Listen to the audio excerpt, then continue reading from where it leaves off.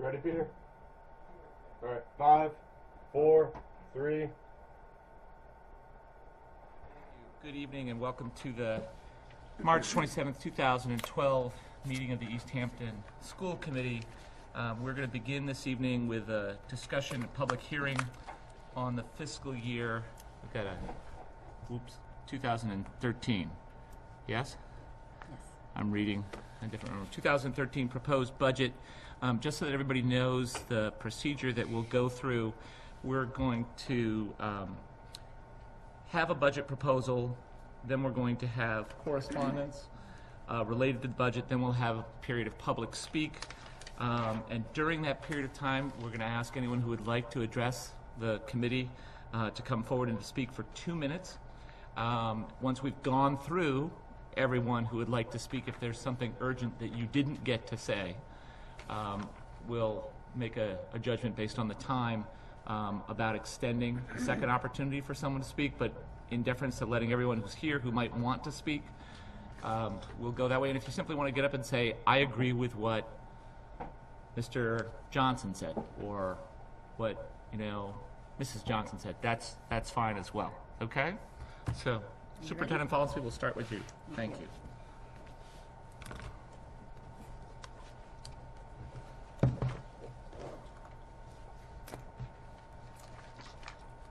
So I'm going to begin, and you can see the PowerPoint over here, where the leadership team began in our first budget discussions with the budget parameters, which are the primary goals of the FY 2013 budget are: 1, to continue the programs and services currently in place throughout the district; 2, to maximize the use of funds available to us to ensure a high-quality education for every student. And the recommended budget, the budget I'm recommending to the school committee, meets these goals. In the FY13 budget process, we developed 3 scenarios for planning purposes: a level services budget, a level funded budget, and a recommended budget.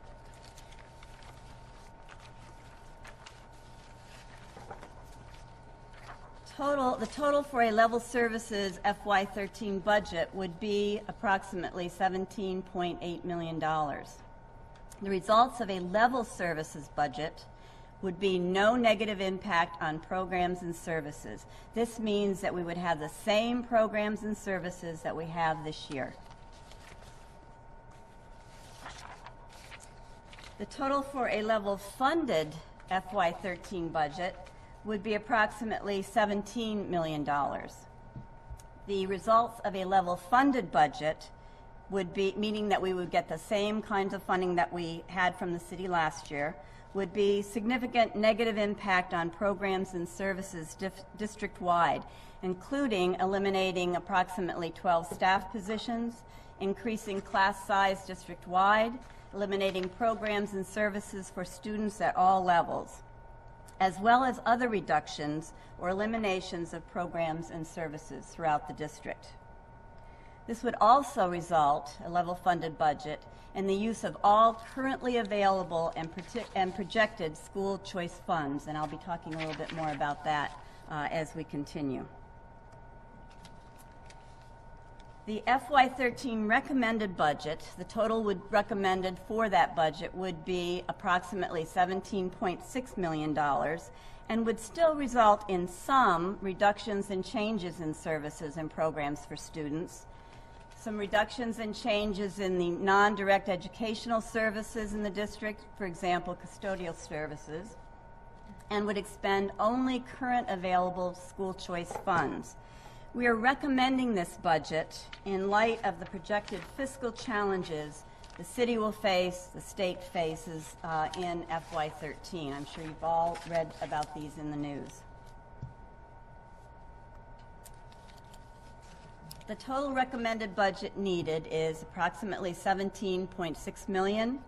Of this amount, the amount requested of the city is approximately $15.5 million. This represents an increase of around $781,000 a 5.3 increase over the FY12 city appropriation. I'm going to ask Andy Paquette, our business manager, to come to the podium now, and he's going to talk to you about some of the funding sources that we looked at in using this budget. Thank you, Superintendent. What you have here is a pie chart showing how it is that the district is planning to fund its recommended budget. You'll see the biggest section of the pie obviously is the appropriation from the city of the $15.5 million. We also are projecting, and some of these things are still unknown right now, so this is going to change as the work done at the State House continues. But we're looking at use of $834,000 in school choice funds. We are looking at approximately $315,000 of circuit breaker funding. That is the current year projected balance for FY12 plus an estimate for the FY13 circuit breaker funds available to us. By law, you're allowed to keep and carry over the prior year balance that you have. We are recommending that we use prior year balance plus current year projected circuit breaker tuition receipt reimbursements. Which we have not done.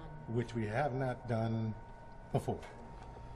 We also have not, another $98,000 coming out of other revolving accounts. Those are the transportation revolving account for those students. We do have a transportation fee.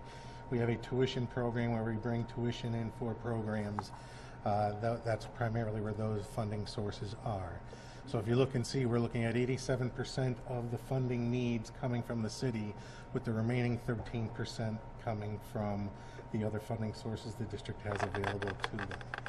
We are anticipating level funding for grants. Primarily, that could be a bit of a, I say a catch-22, but we're hearing things as far as some potential increases in grant funding, mainly through increasing the flexibility that we have regarding using the grant funds. So we're not necessarily looking at more dollars coming in available to us. We're looking at more flexibility to allow us to offset program expenditures.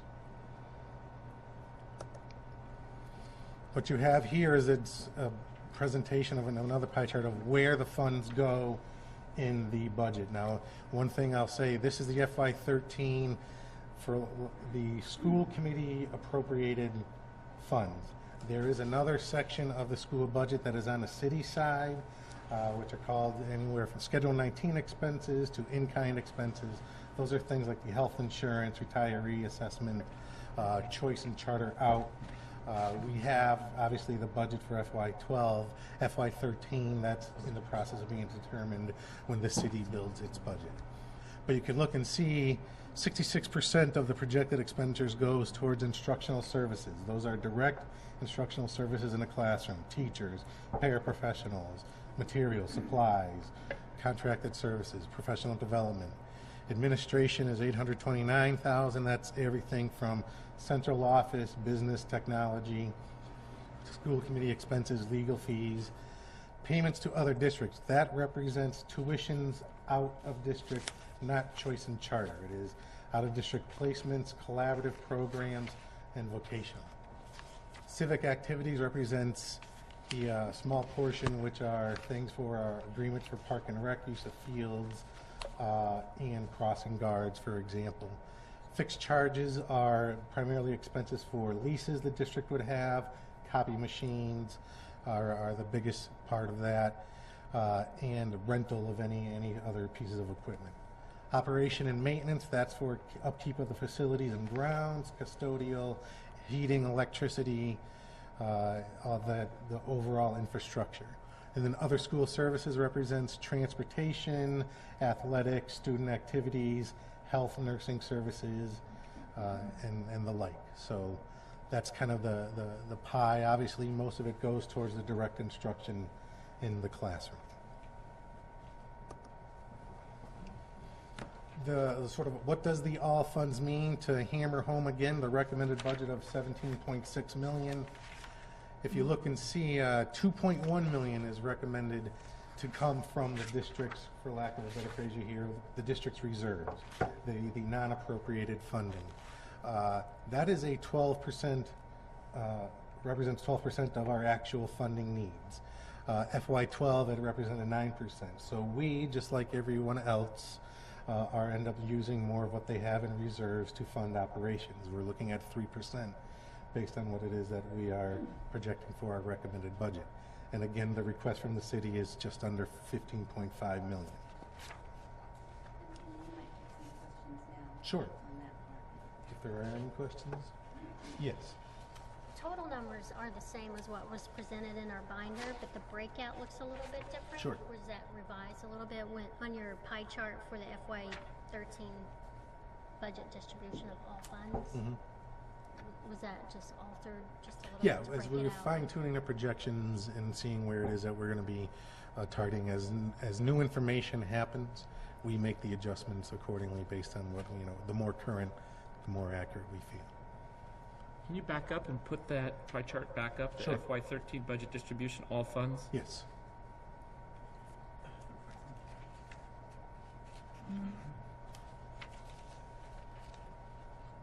I'm just cross-eyed, sorry. Sure. Yep. Do other folks have questions for Andy at this point? Andy, just to clarify, you said that the payment to other districts, the 13%, does not include choice or charter. Correct. But it does, so could you review again what it does include? It includes the placements that we have of students in special education programs out of district. It includes placement at collaborative programs and placements to at vocational schools. Yeah, just to clarify, I don't think this includes any money that isn't spent by the school department. That's correct. So this is the money that is available only to the school committee for expenditure. That's correct. This doesn't include the 3 or 4 million or whatever's on the city side. Right. That's what normally what we end up Choice having. and charters on the city side. That's correct. Right. I'm sorry if I wasn't clear about that. When we say all funds, you would see once we get the information, we'll be presenting information in this chart that will include all funds plus city expenses. Mike, can you clarify that number again? 3.4 is, Well, I don't have my budget information. Right. If you go to page 6 in what was provided previously, you can see the way Andy has broken it out. In the lower pie chart, appears to have all funds. Correct. Plus city expenses. So that the city funds are mixed into those numbers in the lower pie chart on page 6. right, They're not segregated. And so you can see the payments to other districts in this case is Gotcha. 3.9 million. That's correct. As opposed to 2.1 2.2. million in the one above it. right, so So the difference between those two pie charts on page 6 Is the the city City side. side. Yeah. Correct. okay, so the city side, looking at that quickly, is 1.7 7, correct. million. For the payments that's choice and charter out. That's choice and Choice charter. and charter out. Correct. Right. Doesn't include, there's another series of payments for health and dental and That's life correct. insurance. Got it. I just know That that would since show charter up and in the- choice are gonna be a subject of, right, that helps. Different than the fixed charges is where you would see the health insurance. Right. Yeah. And the reason Thank why you. it's not there is because as those charts are for FY12, current year. FY13, we're showing what the school committee side of the ledger has. Once the mayor's budget is presented, we will include those projected city Right. expenses for And FY13. the projection as to what charter and choice numbers That's would correct. be like. Thank you. That's correct. Thank you for that clarification, appreciate it. Other questions? If I added correctly, just so everybody knows, the city side expenses based on that pie chart came to almost $3 million. Correct. Yes. Correct? Yeah, it's yeah. I mean, just so people know. That's very close. Just so people Yeah. know what the city side pays and the city, or the school committee is in charge of, which is what you're recommending, 17.6, versus last year on the city side is 5.2, or 5.23. For a total of FY12 was $22.7 million spent on educational. That's correct. Uh, Yeah. Without having those in front of me, that sounds about right. It's bounced anywhere between 22, 23, so. Yeah, and this all funds number you won't find in our budget because we don't track your grant and your the school department's use of school choice money isn't tracked anywhere in the budgeting process, and obviously your grants are not a part of any budgeting. So the $20 million number that you saw in the city's budget for education was not the 22 that you calculated, but it doesn't include the grants that and school choice money that was expended It by would the be, school it would department. be the 15.5 plus the city side expenses, because the 15.5 is what we're requesting for the school appropriation from the city. But the total would be the 17.6 number Correct, with the, plus. plus the city side. Plus the city side. Right.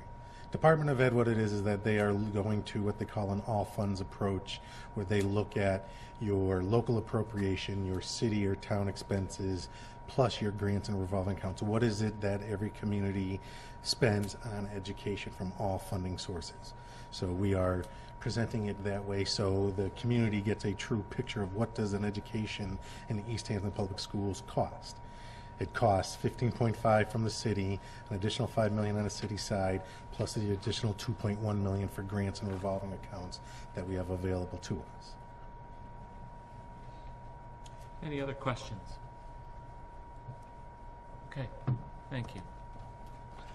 The last thing to sort of show another. Do you want to do this one? Do this one. You'll do this one. Okay. Take it away, boss. Thank you. The recommended FY13 budget does have an impact on our other funding sources, as you'll see on this slide. The recommended budget will use all of the circuit breaker funds available and projected for FY13. Andy mentioned that earlier. The recommended budget leaves a projected balance of around $360,000 in school choice funds as of June 30th, 2013. Just for comparison, the fiscal FY12 budget leaves a projected balance of around $834,000 as of June 30th, 2012.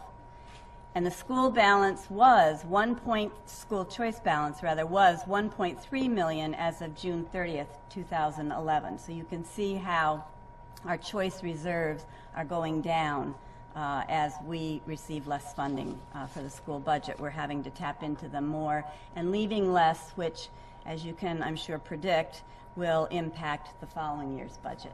Because we started this year with a lot more than we are projected to start the following year.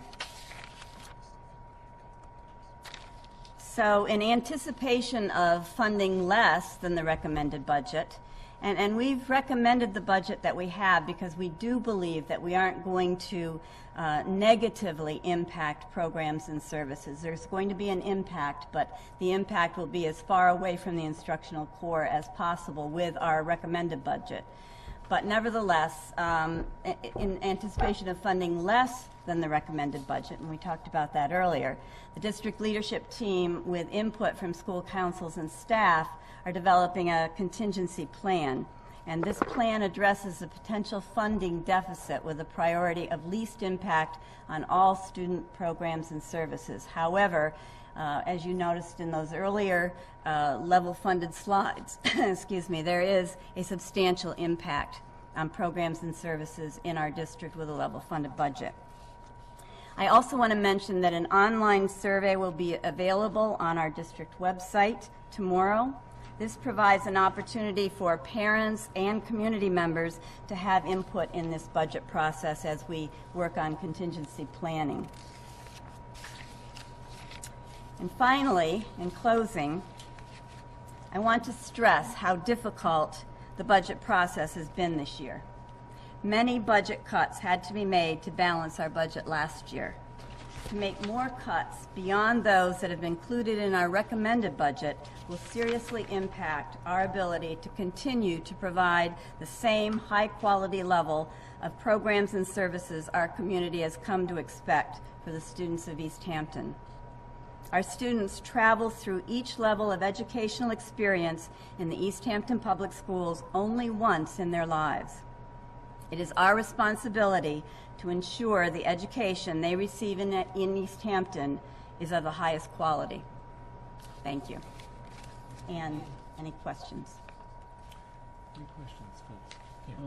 Here. I have one This is in relationship to the information that you provided to us. There's one piece that came out with 2009-10 per pupil expenditures, total expenditures. The question may be for Andy, Nancy, I'm not sure. There are regional districts listed here. Let me first ask, do we assume that this is net school spending? It is. It's So the regional districts that are listed here then get to include transportation that we don't No, in that- that calculation. They do not. Regional, they're net school spending. So they're funded for it, but they don't, That's but correct. it's not included? Okay, thank you. Mike, just to be sure that this is the document that you're referencing? Yeah. Yeah, okay, thank you. Other questions?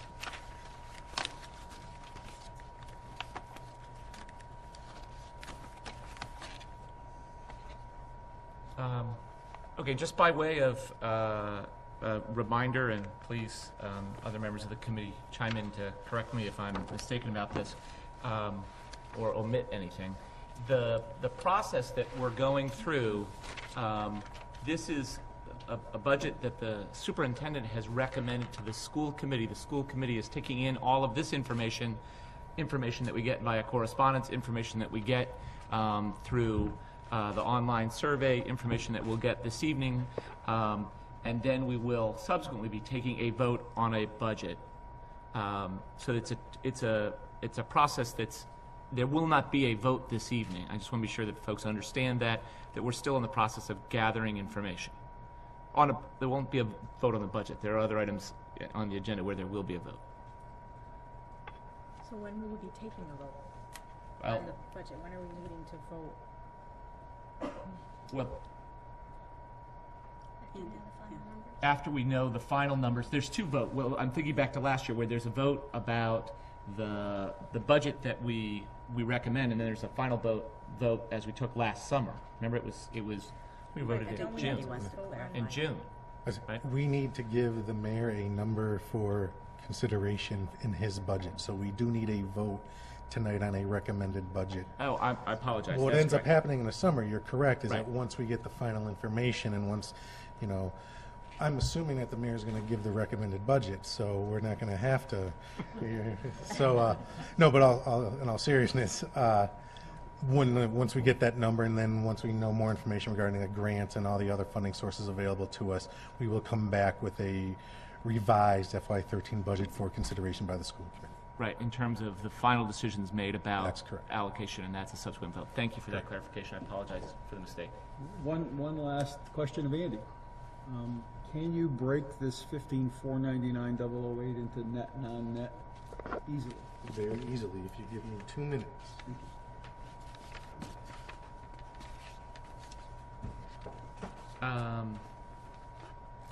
While we're waiting for that, I failed to make an announcement earlier, just so that everyone knows that this meeting, and everyone who's spoken so far already knows this, so I don't think we've trapped anyone here, but the meeting is being recorded for transcription purposes and by the Easthampton Public Access Cable Station. So, just so that you're aware when you do come up to speak. Andy, do you want me to give you more time? We could jump to correspondence and then come back to your answer. Okay, why don't we do that? Why don't we have one letter? One letter, this really pertains to the budget. A few of us received this letter today in regards to the budget, so it's from a concerned citizen. So I'll just read the letter as he wrote it.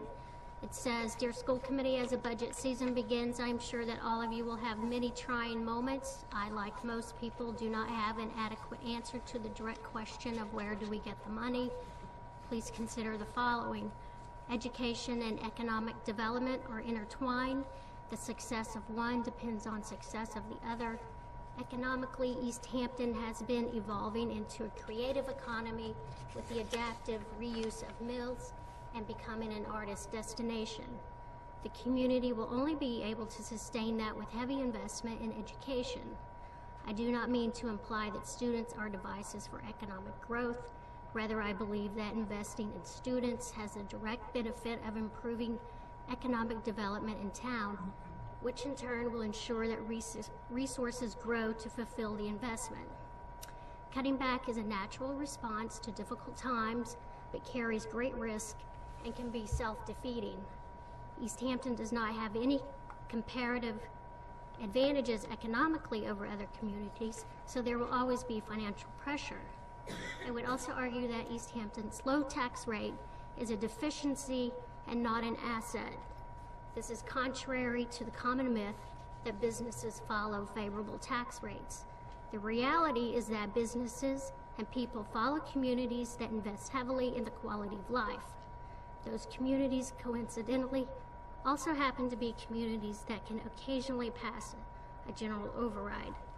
I would encourage you to advocate for, at minimum, a level services budget, but hopefully a budget that contains moderate growth.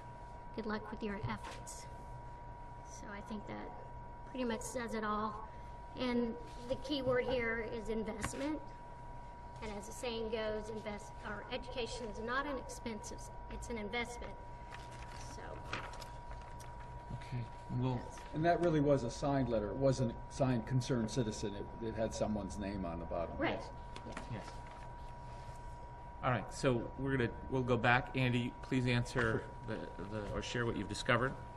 Of the 15,499,008, $809,089 is non-net school spending. Thank you. 14,689,919 is net school spending.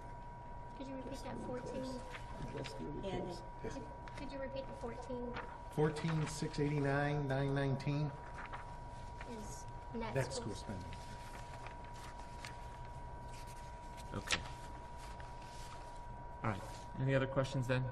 Thank you. Okay, so what we'll do now is we'll ask anyone who's here who would like to speak just to come forward, if you would, tell us your name and then share your thoughts.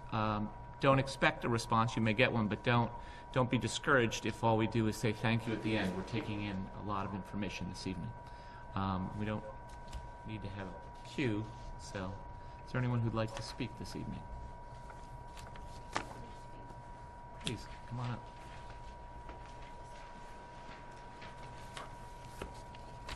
Hi, my name is Tamara Smith, and I'm a parent of 5 children who are in the Easthampton School District. And I wanted to speak about a promise that the elementary school principals gave to us when we first moved to Easthampton. I had an opportunity to both speak with Tim Luce and Rob Orlando. One of our concerns was that our kindergartner at the time has Asperger's but does not fall within the spectrum of being able to receive services. A promise to our family was that Easthampton School District children do not fall through the cracks. We took this very seriously, in fact so seriously that we chose to move to Easthampton to raise our family. Of those 5 children, our oldest is our nephew, who is 14, who moved in with us this past January. He's receiving several support services from the high school, including a lot of meetings with an adjustment counselor, many meetings with his teachers, and many emails back and forth regarding his progress. I hate to imagine what his educational experience would be like with a reduced budget. My 4th grader, who is the one who has autism, is currently in a class of 18 students, and for him that's about the maximum that he can handle socially. Both when he was a student at Maple School and now over at Pepin School, he has been a part of socialization programs, which allows him to speak with other students who have similar social challenges and allows him to forge those ties that he needs in order to maintain the emotional needs that come along with a learning environment. My 2nd grader has a reading delay and is taking part in the Title I Reading Recovery Program. He is in a class right now with 26 students.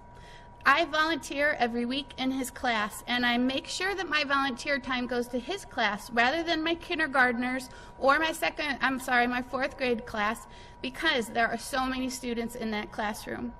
That is a lot of children to handle in a given day, and it is certainly to the honor of the teachers, how well they are able to do that, and certainly with the support of the principals that they are able to maintain that. But again, we have to go back to those promises that have been made to the citizens of Easthampton that our children will not fall through the cracks. My kindergartner is in a class of 18 students right now, and in order for that class to run effectively, she not only has her teacher support, but the support of a paraprofessional. A lot of these children are dealing with behavioral, emotional needs that we really didn't see when we were children in a school because we didn't have the Americans for Disabilities Act in coverage yet. So we're seeing a very different classroom. We're seeing a lot more needs for the children within these classrooms and a lot more support needed. So as a concerned parent and a citizen of Easthampton, I'm very concerned as to how will this affect the educational outcomes of all of my children. Even right now, I have some children who have a very cozy class of 18 and other children who have a class of 26. We're already seeing this inequality dispersed in our school system because of cuts we've already made. I would hate to see more being made as well. Thank you for your time. Thank you.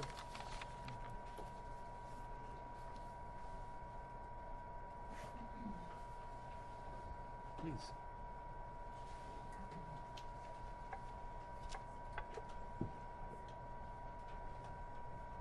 Hi, my name is Casey Young. I'm a student at Whitebrook Middle School. I'm in 5th grade, and I'm also a part of the new Student Senate. I wrote a little something that I would like to share. They should not do the faculty cuts because the classes will be huge, 25 to 30 students. With this many students per class, the room will be chaos. Like when you will raise your hand, you will have to wait 2 times the amount of time that you raise your hand now, with a class of 20 to 23 students. The time period of the classes will be shorter. Shorter classes because half the time your teachers will be answering questions from the longer students, and the other half will be directions that the teacher is giving. And also, all the papers that we will be missing out on will be at least up to 16 papers a week, plus the homework that we will have to bring home and do. Currently, the teachers are barely having any support for their jobs getting done, and any and all budget cuts will take away from what we barely have. Whitebrook is a good school and the teachers are doing the best they can, so please don't take any more away. And I have these for the Mayor Mike. Thank you. You're welcome.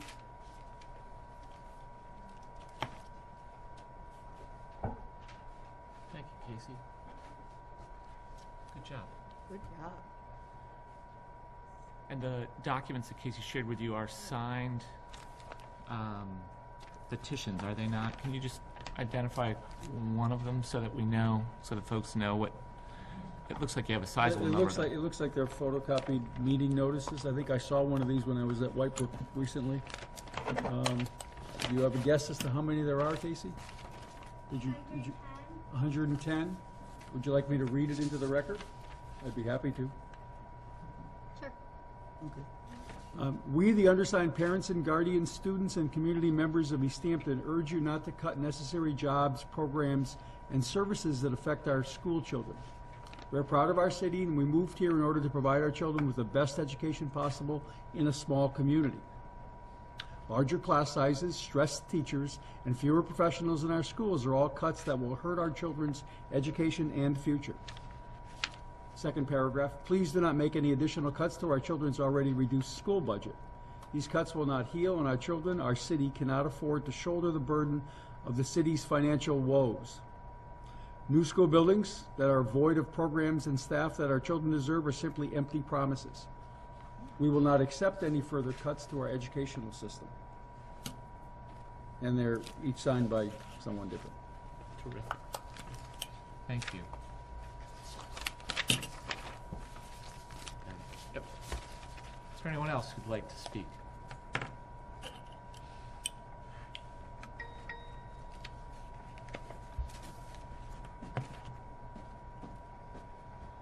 Hello, guys.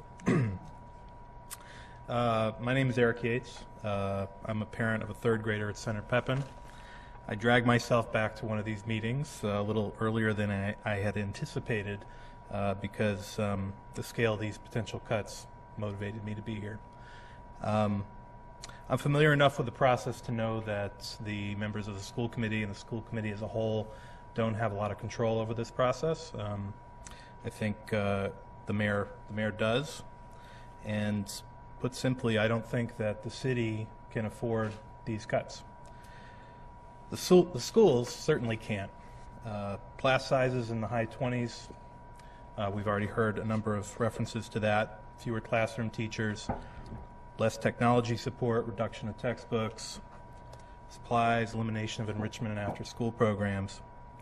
Everything that this community's invested in our schools in recent years is jeopardized. All of the progress we've made building a new high school, raising the academic bar in our classrooms, and turning the school's reputation around is at stake. We'll see fewer people move to Easthampton, fewer people investing in the city, and more city residents choicing out their son or daughter to schools elsewhere. That is because the condition of our schools is a reflection of our entire community, and our community can't afford this. There's no question that every budget the mayor creates each year in this economic environment is a tough challenge, balancing the needs of many city departments. But I think this is a year that requires even harder choices. We will see the schools and this community take a direct hit if the schools are not given additional consideration in this future budget year. And that will mean increasing the percentage the city invests in education. We can't afford anything less. Thanks. Thank you. Eric.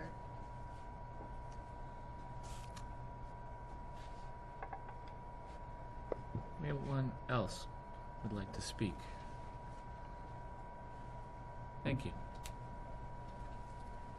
Good evening. My name is Peter Marks. I'm a parent of 3 children. I moved to Easthampton about a year ago, and we shopped a long time around to pick the right area to live and raise our family. We moved from a high-paced environment in Philadelphia to a smaller Western Mass suburb to really have a family feel and a good school district and really have a good system there. And I'm not as eloquently speaking as the folks who came before me. I didn't prep this. I really came to just listen, but I really feel like I can only express, like, I'm willing to even pay more taxes to make this budget work, honestly, because it's so easy to say, like, please spend more money. It's very simple to stay here like, hey, don't cut the budget. I understand that. Like I said, I'm willing to be the first person to, like I said, with my limited funds, to write you a check and help with a small portion to, like I said, make this happen. Like I said, I have one child in special needs who gets a lot of special education with a very, very strong IEP plan, and I know this costs a lot of money. So I'm more than happy to, like I said, to say, like, hey, think about the box, think out of the box. Think of ideas like, hey, make it a referendum. Give us the option as a parent to say, you know what, we can make this budget if you're willing to pay X. And then at least we have a choice, instead of saying, hey, we don't have the money. Thank you for your time. Thank you.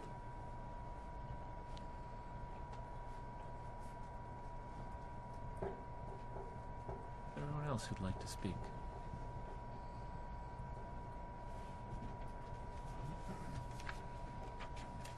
Hi, I'm Dr. Gabriel Aquino. I'm a professor at Westfield State. I'm also a resident and of Easthampton. And one of the reasons why we moved here was because of the school district. I mean, one of my main areas is urban sociology. I understand how to look at communities. I know what to look for. And we chose this place specifically because we figured that there would be a great potential in the school district. I mean, that's what drove us here. We could have picked anywhere else. We could have picked, we were moving, we didn't know the area very well, and we kind of looked specifically at things like school district, and I know that that's important. I know that you can ask almost any real estate agent, what is it that people are going to ask, and they're going to ask about the school district. If you want this community to grow, if you want things to get better here, if you want to move past these budgets issues so that they become less of a problem, then you need to invest on something like the education in this place. I mean, that's going to be important, and I know it's a sacrifice and I know it's difficult, but it's also important. Thank you. Thank you. Thank you.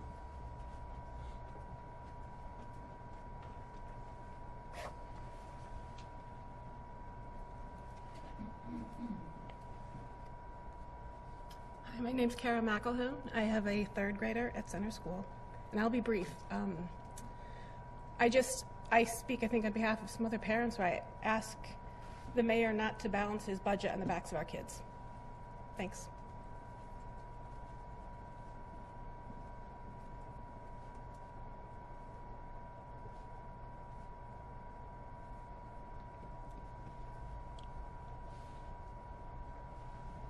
Sure. Okay, then we'll close the public Move speak. to close the public hearing? Second. Motion made and seconded. All in favor? Aye. Okay.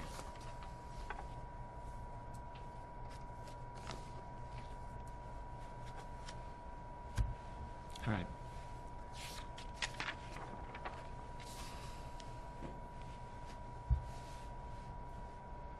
Can we just thank everyone for Sure, coming sure. and speaking? I just want to thank everyone for coming tonight and for speaking. And I just think we all agree wholeheartedly with everything you said. And I shouldn't speak on behalf of the whole committee. I should speak for myself, but to say that we agree wholeheartedly with what you had to say, and really hope that we can continue to grow our reputation and our strength in our school district. And we're proud of our district, and to keep that momentum going is our goal. And I'd like to add my thanks to so many of you coming here this evening and speaking so highly of our school district. Means a lot to us, and you know, we clearly also agree with you that we're on a very positive ascent in this school district and in this community, and strong schools are what we need. So thank you for coming and supporting this evening. And I want to say that, Casey, you are a public example of what our schools do in this city. I thank you for a very eloquent and poised presentation tonight. It was excellent.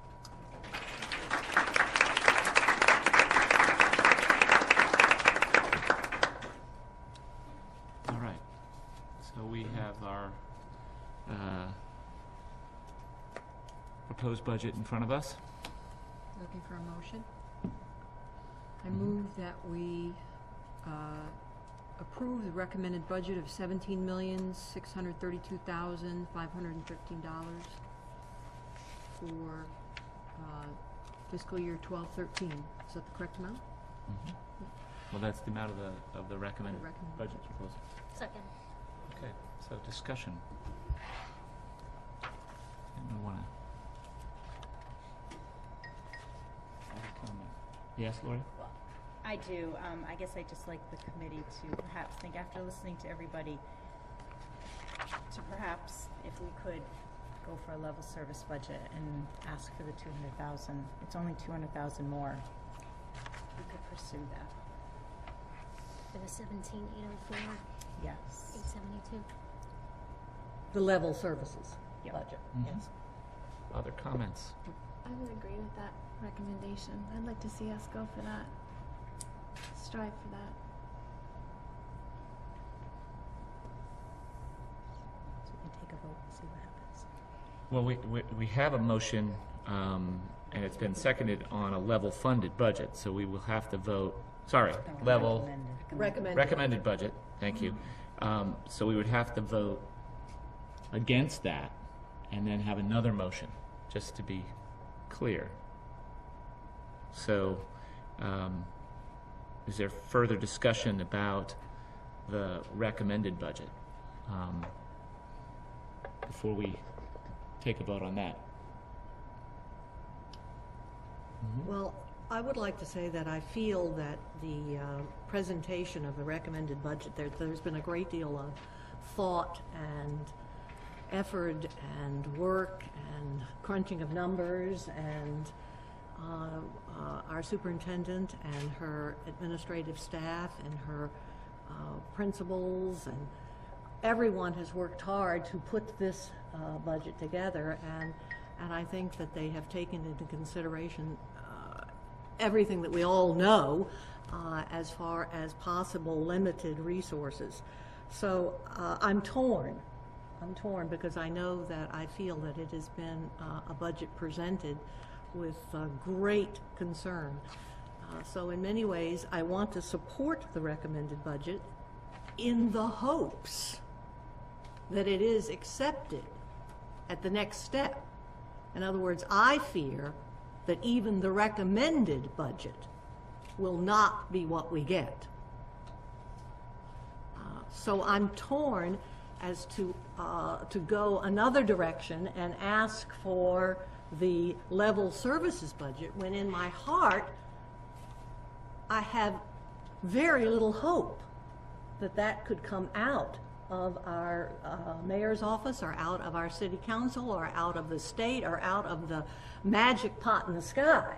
I mean, I just have very little hope that it can happen. Now, would I like to say that I support it? Of course. How could I not support asking for the level services? But I'm thinking out loud, I guess, because I just feel that it is so unlikely. Other comments?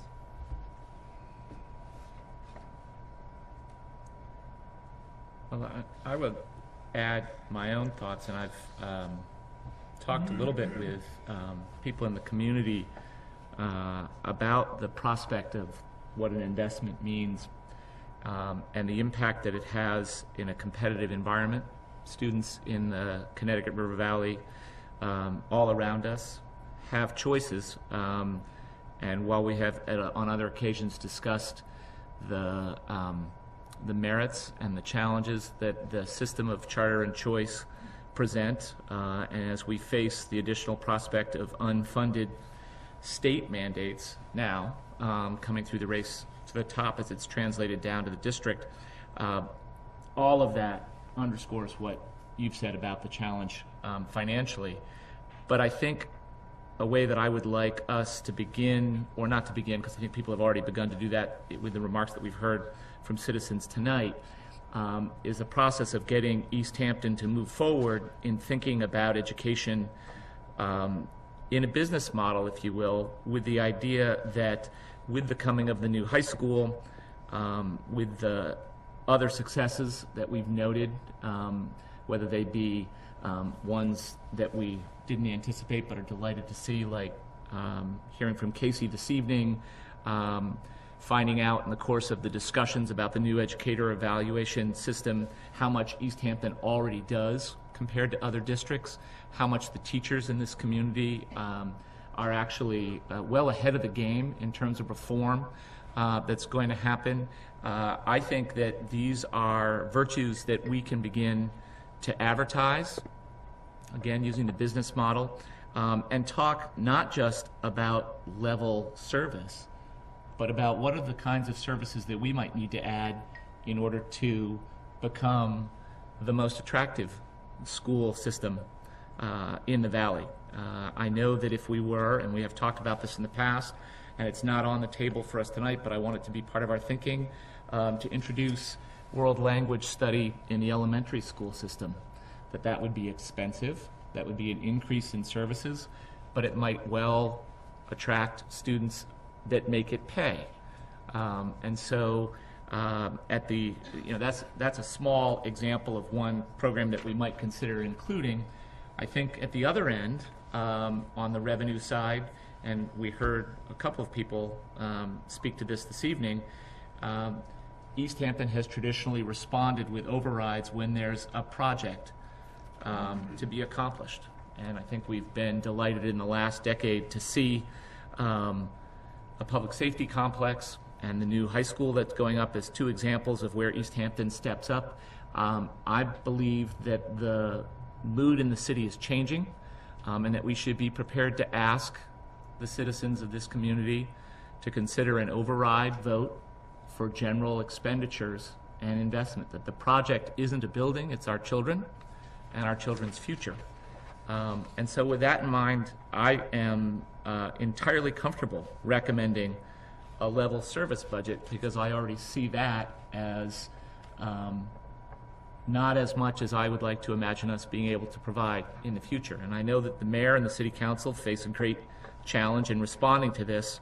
And I hope that what I'm saying tonight actually helps persuade more people in the community to share what I believe is the real sentiment out in Easthampton, which is that people are willing to step up even in very tough times and spend money where they know it will be wisely used and to productive ends. And I think right now in our community, there are a variety of places that the public sector can spend money and improve the quality of life in the community. So my take on this is that I would vote against the recommended budget, not because of any flaw or deficiency in it, but because I believe that it's time to ask the community to provide at a minimum level services. I just ask Andy, where's Andy? Is he still here? I think he had to leave. He did. Oh, okay. Nancy, do you remember, as far as the reserve funds, I know that the circuit breaker, we would be using everything that we would expect to have through the end of 13 and 13. Right. But in the choice reserve, we anticipated a balance at the end of 13. Do you remember what that was? Around $360,000. Okay. The year's income.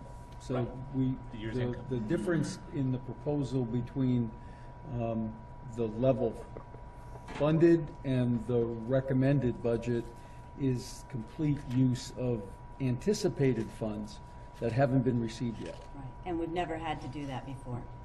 This would be the first time we would completely deplete our school choice Which funds. creates a more exacerbating problem in fiscal 14. Exactly.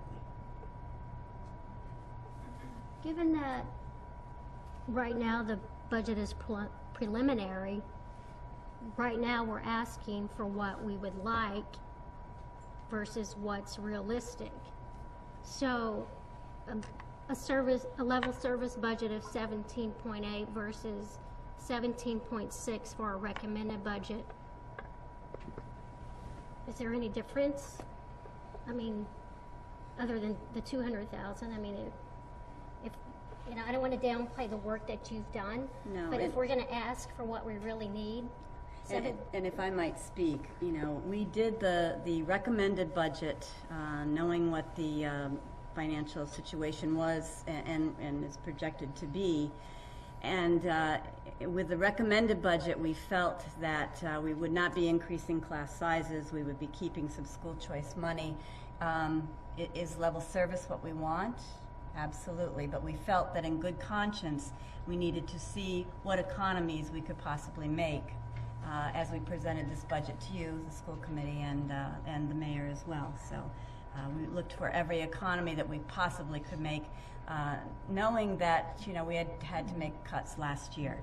So that was the thought process that went behind creating this recommended budget. Would we like level service budget? Absolutely.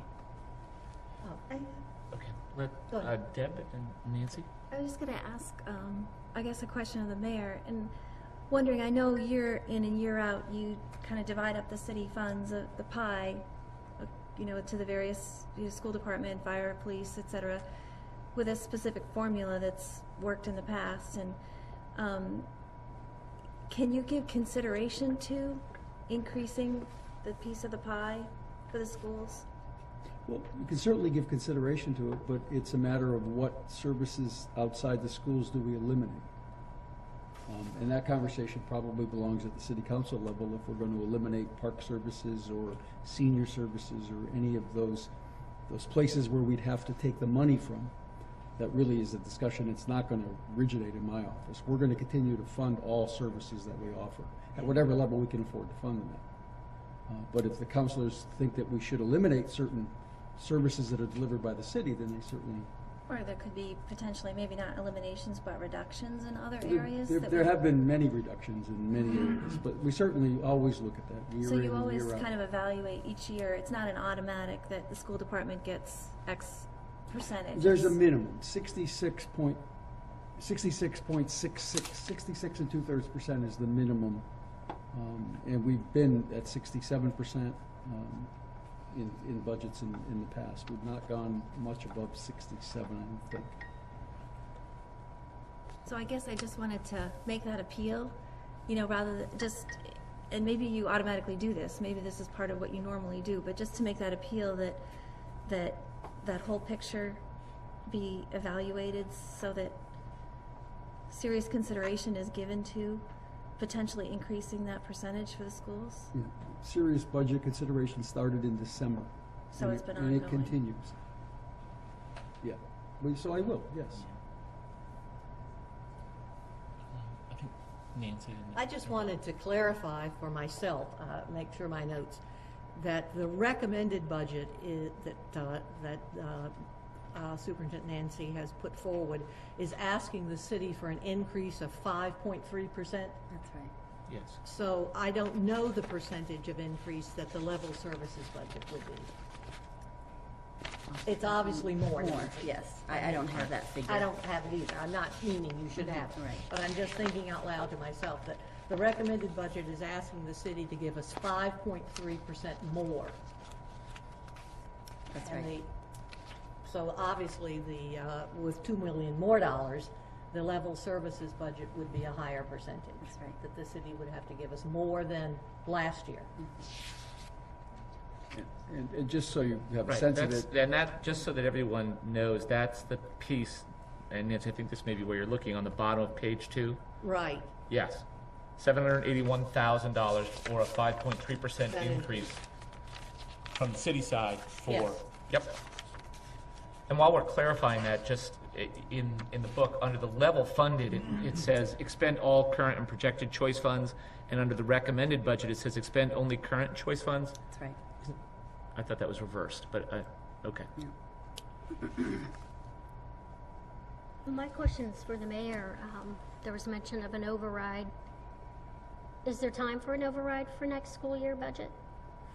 What would be the timeline of things happening if that were to? that's a really a question that probably ought to go through the city council, but my guess is that there isn't time unless a special election were called.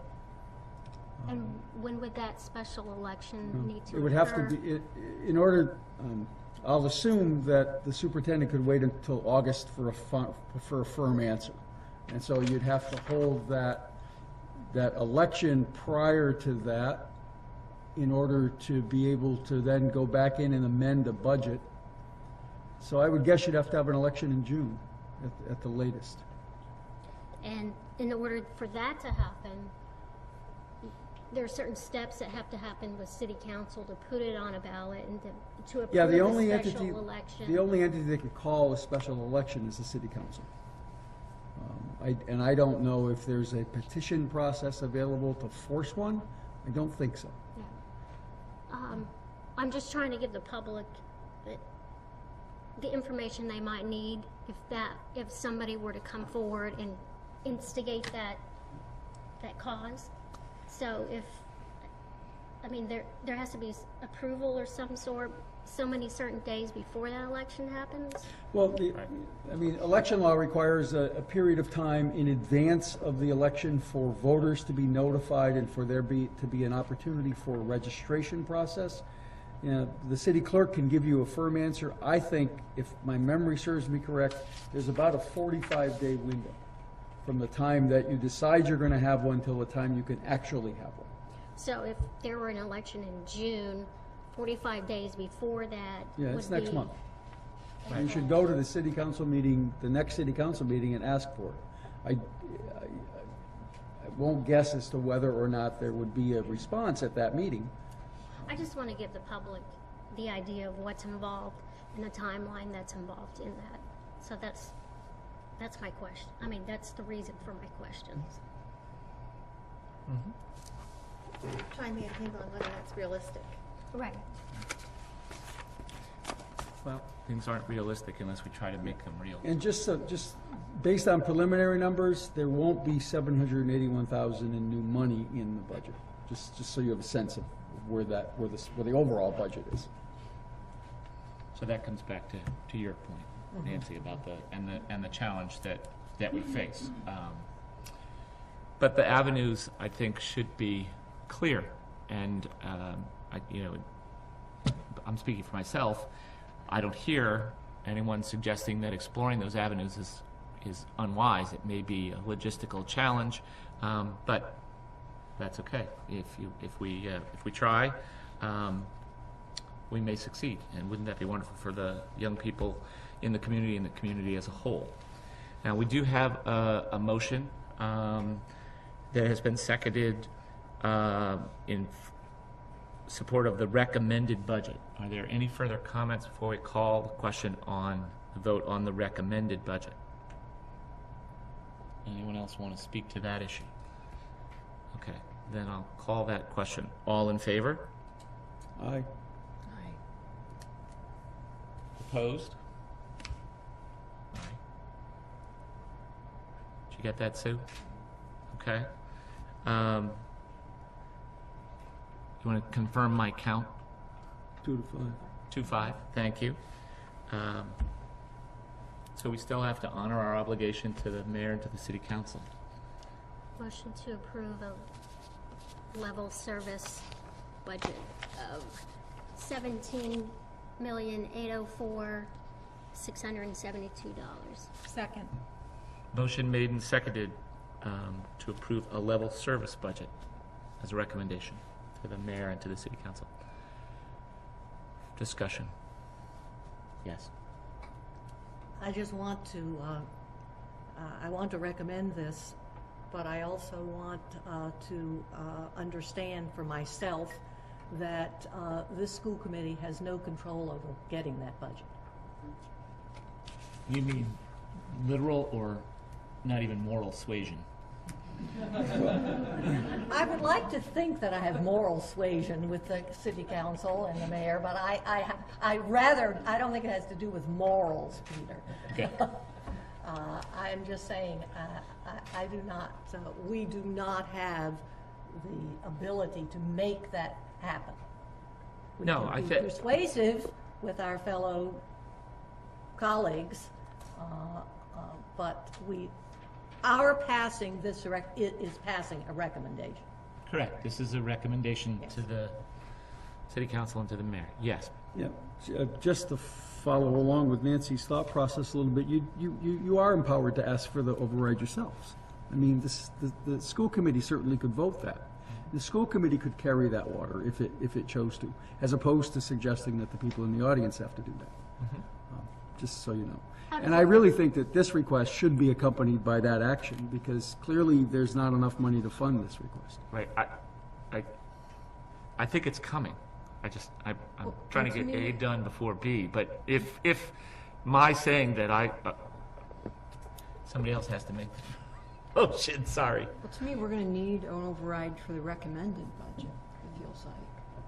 Mm-hmm. That's what I was thinking. Yeah, we need an override. I mean, my next question was going to be, should we announce when the next city council meeting is?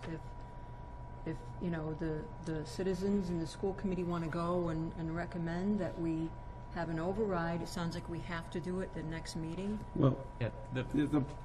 if I might, the problem with all of that from the city perspective of the city councilors is they're not going to see a budget until the earliest, their second meeting in April. So expecting them to respond to a tax increase question before they even see a budget is probably not a practical expectation. As a sitting city councilor, I don't think I'd say, let's schedule an override vote without even knowing what the budget looks like. Right. So I think the problem is logistics to some extent, if it's going to be available for the superintendent to plan on in August. Right. If you think that it's valuable to have that money available to the school department in October, then you're not limited by the fact that she needs it in August.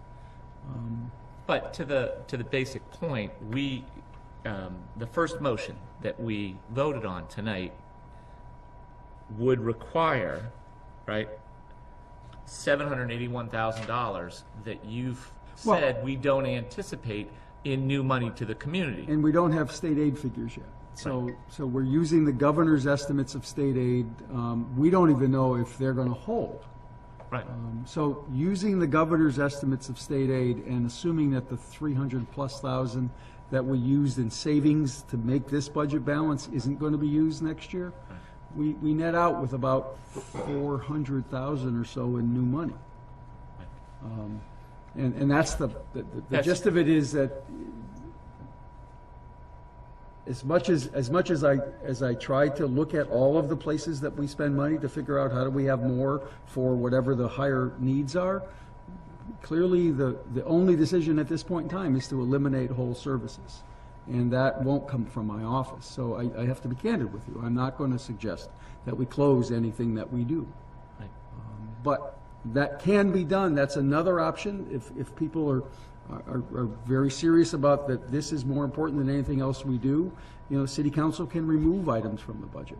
And so they can reduce the demand on our revenues, and that revenue can be made up elsewhere. And it can be spent in other places. That's not something that I encourage, because that kind of causes the infighting that was such a problem here when we were a town. Yes. Can you, just, since we're getting a good education on all this, the House budget, the State House budget, where the status of that budget is? Because again, citizens don't just have the ability to influence City Council, because to an extent, City Council also faces some limitations in terms of the revenues that they have available to them. So the House budget traditionally is unveiled in the second or third week in April. Many times the House and Senate will get together about this time of year, late March, early April, and decide on the local aid portion of the budget and set a floor, essentially. Right. That, we concur that these are the total revenues available to budget, and the House and Senate leadership agree that the Chapter 70 formula will be funded in this way, and that the what they call unrestricted local aid will be funded in this manner. And then the Office of Administration and Finance can then run the formulas and come up with numbers for individual communities. And so if that happens, it'll take about a day, and we'll have a sense of what the cherry sheet would say. That's really why I don't know whether they're going to get the budget in the middle of April, or whether they're going to not get the City Council, right, or whether the City Council's not going to get the budget till May. If we don't have a joint resolution in time for me to produce a budget by the second City Council meeting in April, we're going to hold off, because I don't want to base a budget on numbers that we're not sure of. House leadership has eliminated almost all of the funding pieces that the governor added into his budget. So the governor's attempted to raise more money, but the House leadership has said they won't do that. They won't raise taxes in an election year. And so I don't know what that means to the House's bottom line or to the Senate discussion, and we haven't had that information given to us yet. I had a conversation with our state representative yesterday, and we're still not sure when those decisions will be made. We're hopeful that it'll be made in the next couple of weeks from the perspective of the joint resolution. Right. Knowing, and again, I don't want to test the patience of our audience or my fellow committee members here, but I want to point out that even though the House leadership has said that in an election year they won't consider some of the governor's proposals, I'm thinking of the removing the exemption for candy and soda from the sales tax. That doesn't prohibit citizens from saying that they ought to reconsider that as they meet right now. And again, I'm urging people here to see the double benefit in either reducing the consumption of these goods and the consequent health benefits that result and the money that's saved that way, or if folks like me still elect to eat my chocolate bars, it's more money that would be available for the state in terms of revenue. Either way, I think it is worth pointing out, if anyone's listening to this, that communicating to the House leadership that revisiting that question and others, there may be other revenue sources that have more merit, that one to me seems to be so compelling. I'm amazed at the ability of the House leadership to run away from a public that I think would say, that's a good idea. That's not a tax that I would be afraid of losing votes over. But I've only ever risen to the level of school committee, so maybe they know something politically that I don't. But citizens ought to communicate to the House and to the Senate leadership that we need revenue to invest in all public services, and this is another way that revenue could be apportioned to communities like Easthampton. Yeah, I mean, you know that I've advocated returning the income tax to 595. Right. Because I think that's the fairest way to tax people, and that would bring in enough to plug all these holes. Right, and I think there is at least one member of the state legislature who's been outspoken and brave in saying Probably that. only one. Yeah, but at any rate, I mean, I know that I hope this doesn't seem like an abstract civic lesson, but I really think communicating to elected officials in an election year about your preferences is a wise way of building momentum for better resources being available down the road. Oh, you lost the photographer, Peter. He left. You got all this. Yes. No, he's back there. Oh, sorry. Okay. Sorry. Can I jump to another Yeah. part of this subject? Is the city has a choice to increase the taxes by not more than 2.5%. That's correct. We tax to the maximum allowed by law every year, always have. I will continue until I don't serve in this position any longer.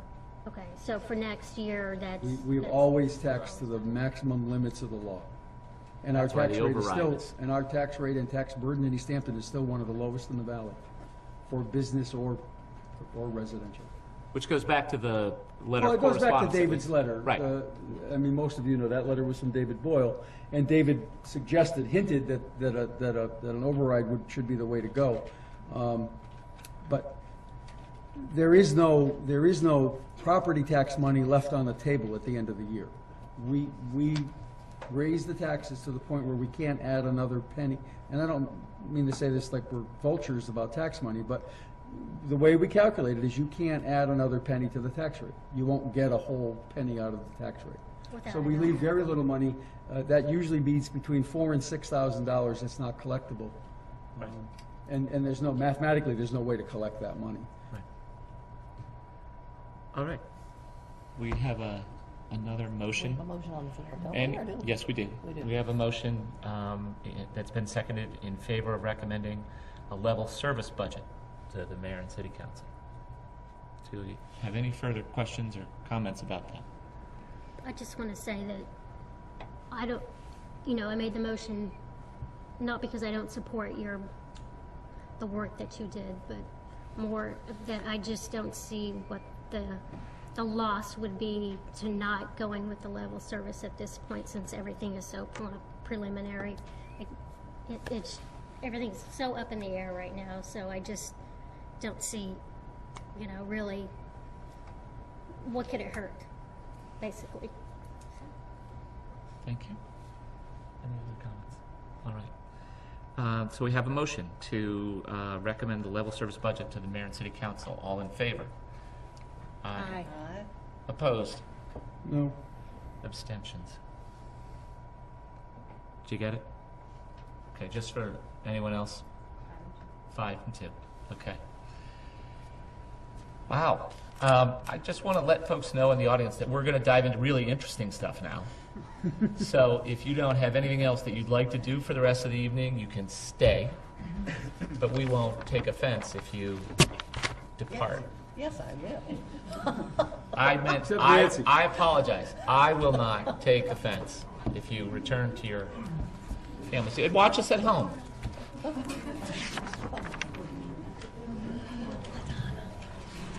Okay. Okay, so let's dive into the announcements. Nancy? Announcements. Maybe we should give the room another 5 seconds.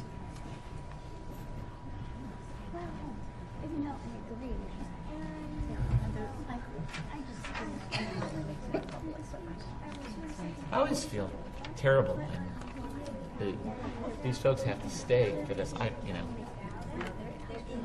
I know they're eager to, but I know that they'll have eager little beavers waiting at their doorstep at 7:30 in the morning and 8:15. Shall I do Okay, the announcements? announcements. The next school committee meetings are Tuesday, April 10th and Tuesday, April 24th. There's a half day of school on Friday, April 6th due to teacher professional development. There's no school April 16th through April 20th due to Patriots' Day and spring break. There is a half day of school on Monday, May 7th, due to teacher professional development. Junior-senior prom is scheduled for Friday, May 18th at the Hotel Northampton. There is no school on Monday, May 28th, due to the Memorial Day holiday. Senior outing is scheduled for Monday, June 4th. Easthampton High School Class Night Awards is scheduled for Tuesday, June 5th. Easthampton High School Senior Harbor Cruise is scheduled for Thursday, June 7th. Easthampton High School graduation is scheduled for Friday, June 8th. Okay, so I have one other announcement, and then I need to back up, and I hope someone else will help me with this. But the one announcement that came in too late to be included here is that the topping off ceremony at the new high school building project is scheduled for Tuesday, April 3rd. So that's coming up at 3 p.m. And that ought to be terrific. What is that? Is that the roof going on, or what? We're moving the kids in. Class is on the 4th. It's a ceremonial act that's generally done when the last of the heavy iron is being put on a building. Oh, okay. Many times it's accompanied by a Christmas tree and a party. The ironworkers having a party. The Christmas tree and the party won't be happening. But we've selected a piece of iron that will be placed on the building. It's going to be in an area that you can see fairly well from the rear of the building at the gymnasium entrance, and so that we call that the middle gate for the construction site. We'll open the middle gate on the site so you can easily see in. And the iron workers will lift that painted white beam into place. And it's a beam that has some signatures on it. Yep. Which is nice. Did you sign, Ryan? I didn't get a chance to. Better hurry. I know. It's going up on Tuesday. I'll try. Telling you, be there forever. Yes, sorry. I just wanted to add, since we're talking about the building project, at our last school building committee meeting, the committee voted on the color scheme, and I just think it looks great. So. Did pink and green come through? I missed the meeting. There wasn't any blue, but I'm No blue. continuing to work on it. But I really have to pat the back of the subcommittee. Nancy's subcommittee did a great job. They did a great job. Great committee working together, and great interior designer who was helping us. We're excited about it. Okay, and I apologize because this is really going to test folks out here, but there was an implication about another motion that would come from this body that we didn't need to wait for the citizens to bring to the attention of the city council. Would someone like to make a motion to that effect? Are you referring to the override? Yeah, I'm referring to the override. So can we just talk about that process? Yeah, what exactly? Sure, once we have a motion and we second it, we can talk about it, or we can... So the motion would be that the school committee would present to the city council a proposal for an override? That we recommend that the city council, that we as a body, rather than us as individuals, and the individual citizens who came forward tonight, take a vote as to whether or not we recommend that the city council put an override measure before the city voters in a special election. And would there be specific language required as to the type of override? Well, there's an override and a debt exclusion. So the debt exclusion is what Peter referred to when he talked about us, the voters approving projects. A debt exclusion essentially says that if the voters agree to it, it says that we'll allow you to charge us, the taxpayers, more property taxes for the life of the debt. So we have a debt exclusion on the high school project. When that 20-year bond is paid off, that additional tax capacity goes away. An override is a permanent increase to the base collections, and that will be increased by 2.5% in future years. So right now we collect about $18 million in property taxes, and so an override would add to that base permanently. In the first year, this is probably more information you need. In the first year, it has to be spent where you do the override for. And so it would definitely bring in new money if there was an override approved for schools. It would definitely bring in new money in the first year that it was collected. But beyond that, it's part of the beyond that, it's part of the general fund, and there's nothing to say that the 2.5% increase on that is going to continue to be added. But generally speaking, at least historically, the way that I've done it, when everyone has more money, everyone gets a little bit more money. That's how we were able to grow the school portion of the budget. is when we had good years, they got the growth, and the city side didn't. And that's how we added the 12 or 13% that the schools now enjoy that they didn't when I started. We haven't run into that situation again. We've been doing everything I can on our side to save money. Street lights and solar on landfills and laying people off and all of that, So I really don't think that 2/3, 1/3 mix can be adjusted a whole lot, personally, without eliminating services. At least not to the numbers where this budget would need for support. So the end of that is, if you really do believe that the voters should be asked to support this additional 700,000 or 900,000, whatever, it really is going to take some sort of an increase in the tax base. I don't know that some of that extra money isn't going to already come in the budget, but again, I don't know what the budget's going to be. You estimated maybe 400,000. In total, In and so total. so maybe that means a couple of hundred. Right. But I don't know what it means directly to you, because I noticed that our cost for health and life and dental for the school side is up this year, and I don't know. Maybe it's because the grant funding is backing down. I'm not positive about that. So even assuming that there's 2/3 of whatever new is available, it still may not come to the school committee's side of the education budget. So if we were to presume 50% as a conservative number, 200,000 of that new money, and we're looking at, relative to level funded, a $720,000 increase, we would be proposing a $500,000. Yeah, and I guess if I were suggesting whatever you propose ought to have direct benefit. We want $500,000 and we're going to hire X, Y, and Z with that money. Right. It shouldn't be seen, and I'm going to try to use my words carefully. It shouldn't be seen as just a way to add more money to the bottom line. It should be seen as directly affecting programs, and it will, and I'm certain of that. But the taxpayers have to know for sure that that if they choose to spend more property tax money, that they know what they're getting for it. I would commit that as long as I write budgets here, that money would stay in the budget.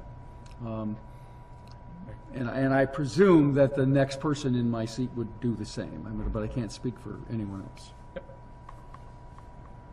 As we give this some consideration, I'd just like to throw out, I have a little bit of a concern about going forward with an override. Just thinking ahead, that I'd really like to see us move an elementary school building project forward in the very near future, so that we could potentially look at a debt exclusion override somewhere along in the time frame, hopefully, that the safety complex might be coming off the tax rolls. I guess I've had this conversation with some. I'm not sure if I had anyone on the school committee.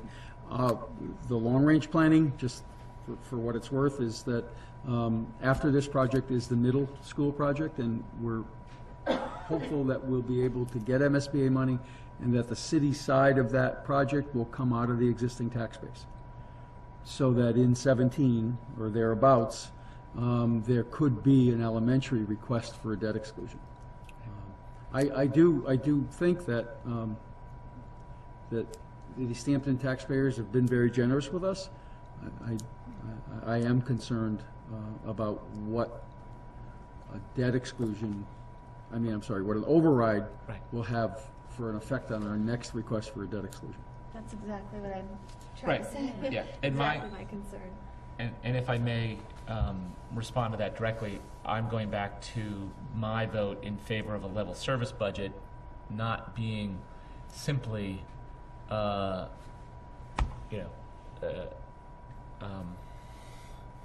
symbolic gesture. I think that I would support the school committee saying to the community, here's how we make that budget happen, without imposing, without sacrificing. What I think I understand Nancy and the ad team to have done is to have made a conscientious choice in presenting a recommended rather than a level service budget, because they're aware of the bigger picture, for lack of a more sophisticated term. I don't want my own vote for a level service budget to be seen as though I'm ignoring that, or that I'm saying to the mayor and the city council, take another year off from addressing any improvement in the roads, or let's go to an all-volunteer fire department, or, that's not what I'm saying. What I'm saying by my vote for the level service budget is I believe we should pay for that. And I believe that the only way that's available to pay for it, other than the state deciding that it's going to increase revenues, is to ask the voters in the city to do that. And so I'm saying that my vote for level services comes with it my request to the voters of the city that they consider paying for that. I mean, I agree with you, Deb. I liked what this gentleman back here had said earlier about giving the residents the options and letting them choose what's important to them. And I want to go back to what you said about the White Brick project, how you would expect that the city side would pay for that without some sort of debt exclusion. How would that happen given we can't come up with $800,000 this year? We'd have to scrimp. We'd have to hope for new growth. I mean, we keep pushing back what will make us whole. We stop projects like Stop and Shop. We push back on housing projects. We do everything we can to stop growth in Easthampton, and then we complain that we don't have enough in taxes. It's a difficult situation that we get ourselves into. And so I would hope that we'd be able to, in a judicious way, be able to figure out how do we absorb the city side over a couple of budget years. When you implement a project, you choose how you finance it. And so traditionally in financing a project in any community, you end up with two payments. You end up with a first payment, which is simply interest, and a second payment, which is interest and 1/20th of the principal. And so if you're able to take that and structure it, and I likely won't be doing this, but you try to work your first payment in one budget so that you've taken some of your growth and picked up half the interest payment. And then you hope that you have enough new growth in the future year to be able to pick up the other half of the interest payment and then start paying on your principal. It's a relatively small project. I'm guessing that we could probably only afford our share of maybe a $6 or $6.5 million project. It's not what the school needs for a complete rehab. But I think looking at the tea leaves, that's the piece. Assuming we have to pay 40% of that's a piece we might be able to cover. A couple of $1 million of the city paying. So the principal on that would be, pretty significant, and the interest in the first years would be high. But these bonds, since you pay a level principal payment over the 20 years, you end up being able to reduce your interest as the bond moves forward. Now, we're saving a little bit this year. There's maybe a $7,000 or $8,000 reduction in our interest costs on the general fund side, but we have very little general fund debt. And that's not a good thing per se, because all of the general fund debt, as it's retired, we've invested in operations. And so as we've paid off loans, we've taken the money we were using for the capital and we've put it into operating the system. And so we've eliminated our built-in ability to take that capitalization and roll it into next year's bonding. And so instead of keep rolling it into bonding, we've rolled it into operations to stay afloat. And so we have to start thinking about how do we peel some of the income that we get from this 2.5% increase every year back to capitalization. I think we'd be asking too much to ask the voters for a debt exclusion for the high school, and then to fix up the middle school, and then to build another elementary school. I just think we'd be going to the trough too much. We'd be going back to the voters too many times. So I would think that we would try to do the middle school project with the capacity that we have, knowing that that's going to mean another year or two of tight budgets until we absorb that.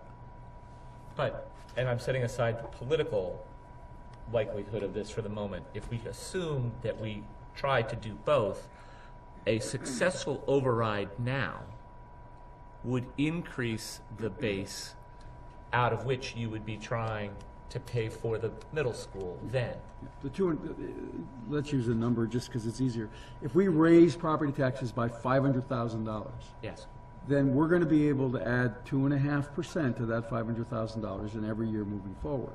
Now, I'm assuming that that would be consumed in the request for more funding in the following years because costs go up and whatever. But it gives you a little bit of room. Right. It gives you, a small amount of room to help pick up some more of the pieces. And I expect that it's someday, even though there's a lot of pushback, that these construction projects that are pending will happen. And they bring in revenue. I mean, the solar project is going to bring in a significant amount of tax revenue that we're going to enjoy. That's one of the reasons that we're actually even going to have any growth in this coming budget, assuming state aid is level.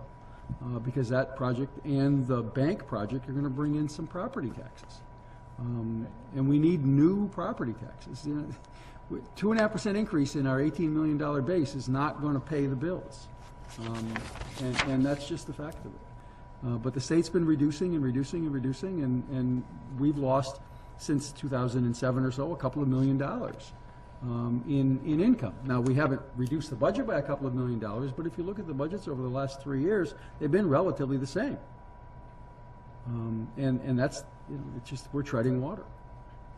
I think it's important for people to separate building projects from general funds, because even with new buildings, you still need the funds for instructional purposes, and maintain the budgets for programs and so forth. So. And I agree, and I think that they do. I mean, I believe that's why they approve debt exclusions, is they see a separation between the need to build a long-term asset and the recurring costs of operating a department.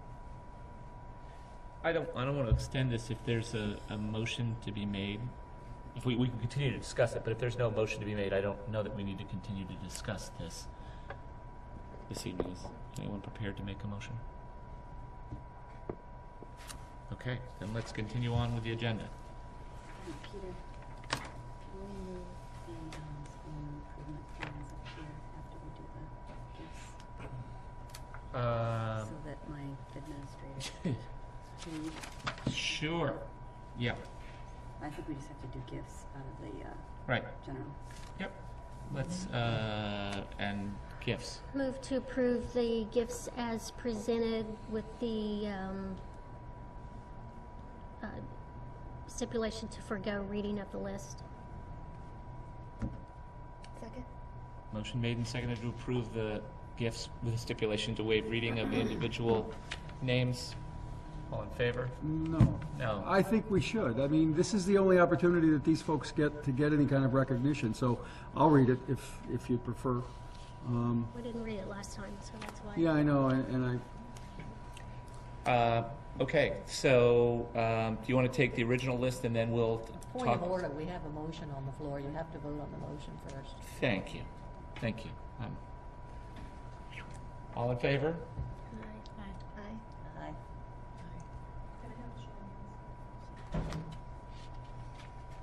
I'm sorry. Say that again, Sue? Just a show of hands. All in favor of waiving the reading of the names? That's the motion. Oh, the motion includes waiving the reading? Yeah. Oh, I'm Yeah. sorry. Okay. So the motion is to waive the reading of the names. All in favor? Opposed? Okay. New motion. I move that we vote to accept with gratitude and appreciation the following gifts from the Easthampton Elementary PTO for the donation of $700 to Center Pepin Schools to help offset the cost of the performer for the elementary cultural night. The following donations from the EHS We the People trip: Hotel Northampton, $250; Manchester Company, $100; Patrick F. McCarthy VFW Post, $150. And 2 pages that I don't have directly in front of me, but I think it might be the next page in the packet. It is. I will read them. As soon as this cooperates. Susanna Walls, $10. Marie and Richard Bowman, $10. Diane and Jackie Rossini, $10. Ann Majinski, $10. Teresa Perone, $15. Matilda and Carl Wise, $20. L. Jane Press, $20. Maureen Collins, $20. Stephen and Joanne Olick, $20. Mark and Diana Scott, $20. Patricia Doherty and Terry Koopman, $20. Cheryl Dembeck Kennedy, $20. Alan and Phyllis Cameron, $25. Marianne Vanelli, $25. Ann Beauregard, $25. Gary and Sandra Campbell, $25. Polish Pulaski Club of Easthampton, $25. Lisa Baskin, $25. Eileen Clavalou, $30. Edward Piziak, $50. Rita and Thomas Luce, $50. Yankee Hill Machine, $50. Patricia Bonner, DMD, $50. Attorney Michael Hooker, $50. Anonymous, $50. Daniel Hagan, $50. Michael Engel and Jacqueline Haskins, $50. Nancy Dunn, $50. Timothy and Lisa Rude, $50. Stephen and Louise Levin, $50. Richard Fleming and Diane Gagne, $50. The Grand Prix Jewelers, $50. Dan Doherty, $100. Manchester Company Incorporated, $100. Paul and Sue Ellen Romanowski, $100. Thomas Cleary, DMD, $100. Young World Child Care, $100. Cernak Buick, $100. Vito and Natasha Perone, $100. Mark Rubeck and Frank Rondinelli, $100. Richard Rubin and Colleen Curry, $100. Taylor Agency, $100. American Legion Riders, $150. Five Star Building, $150. Patrick F. McCarthy, Post 3422, $150. North Hotel Northampton, $250. Kalu and Beanick Associates, $250. Deal. Also, Easthampton Village Pizza for donation of $75 to the EHS Student Renaissance Program. Yep, you had one more Yeah, Mick, group. there's another one. Robin Road, $250. Home Studio of Dance and Music, $250. Joan, I'm sorry, $300, and the Northampton Lions Club, $5. I'm sorry, I missed Got it. That's okay. They're on another page. Don't forget everything below Village. And also, yeah, Easthampton Village Pizza donation of $75 to the EHS Student Renaissance Program. Easthampton Savings Bank for the donation of $200 to the EHS Advanced Placement Program. Helping Hand Society donation of $500 to the EHS School to Work Program. Polish Pulaski Club for the donation of $50 to the EHS Student Renaissance Program. And Cernak Fuel for the donation of $50 to that same program. Second. Motion made and seconded. All in favor? Aye. All right, we're going to adjust our Where's the button?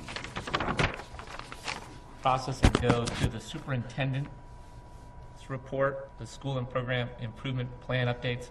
I know that the principals and of the buildings would like to stay later, but we're going to ask that you go now. Your portion of the evening, yes. So, no, he didn't mean you can go now. See ya. All right, so, You're up. I've asked the administrators to come to the podium, as I call them, one at a time, and just give you maybe a 2 minutes worth of highlights of their school or program improvement plans, followed by an opportunity for you to ask them any questions that you may have. So I'm going to start with Shirley Gilfeathers, Director of Curriculum, as her plan is first in our packet. See, everybody's already saying, I'm going to start. I'm going to be much more of a stickler to the 2-minute limit now Good. than they were before. Absolutely. Okay, my highlight basically is that one of my goals is to work with analyzing a variety of data sources, including common assessments to determine strategies for improving student performance. And the piece of that I'd like to highlight is one of my activities was to be able to go in and talk to some students at the middle school and the high school level. And I recently had the opportunity to do that at the high school level, and had an opportunity to talk to juniors who had had some problems with MCAS or had been failing classes. And the guidance personnel put together a list for me, and I was able to meet with those students for about 10 or 15 minutes each. And it was a wonderful opportunity for me to hear the student voice and to be able to find out from the students what they felt about what was causing them to have difficulties in passing their classes or in passing MCAS, and it gave me great insight into some of the support systems that we could do to help them improve. And they also spoke very well about some of the things that are already in place to help them, including the academic support after school and some of the other credit recovery programs that we're putting into place. And there was even one young man that said to me, and we're doing an awful lot of writing too, something to do with these open response questions, and I think it has to do with MCAS. So obviously we're making our way right down to the student level. So that's the piece of my progress report that I wanted to emphasize to you, and I will now entertain any questions that you have.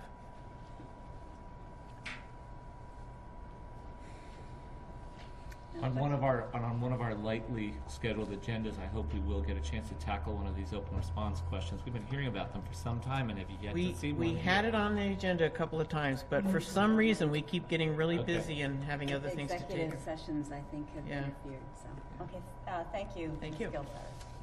And next, John Schott, our Director of Technology.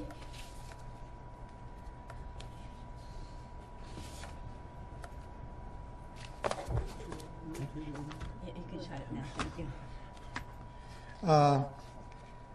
As I looked at, and as we talked to Nancy in regards to the goals for next year for the technology, and one of the ones I really wanted to highlight on the sheet that I have out there was looking at the district networks themselves and looking at going to outside sources to give us an analytical analysis of the district network itself as the strains become more and more on the type of resources we have within the district and the demands becoming on the district. What we really wanted to look at is future needs of the district, future growth of the district in regards to the demands technology will be placing on what we have presently structure-wise out there from the district and where we need to go in the next 2, 3, 4, and 5 years. And we have looked at different companies. There have been 4 companies that have come in and have started doing analytical work on the district networks themselves.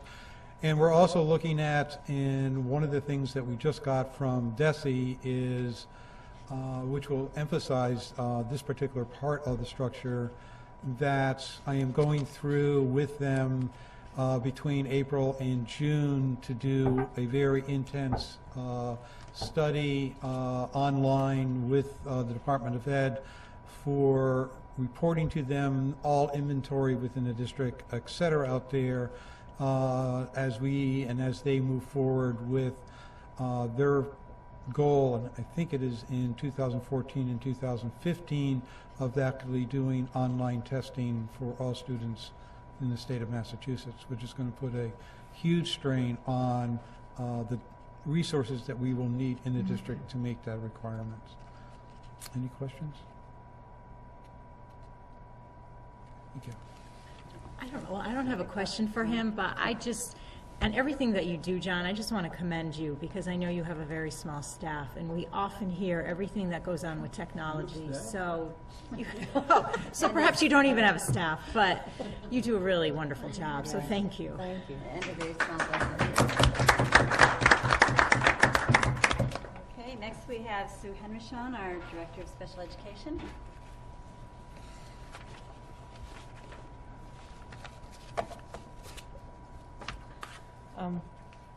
In addressing the goals that I had for this year, one of the big challenges that I took on was to develop a master schedule for special education teachers as well as paraprofessionals.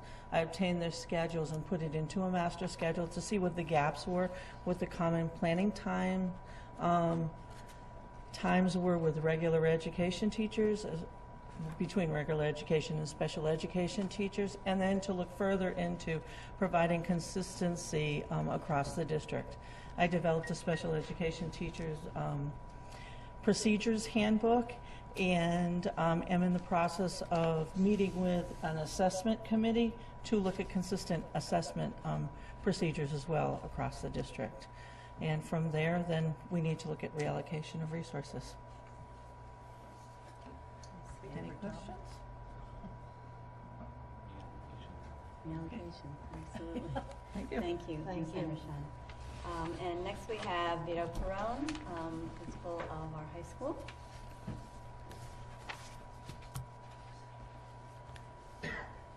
Good evening. The first thing I'd like to do is really talk quickly about the district strategic plan, which is what ties all the individual school plans and directors' plans together. And what we looked at is improving student achievement, developing educator excellence, and meeting district objectives with resource alignment.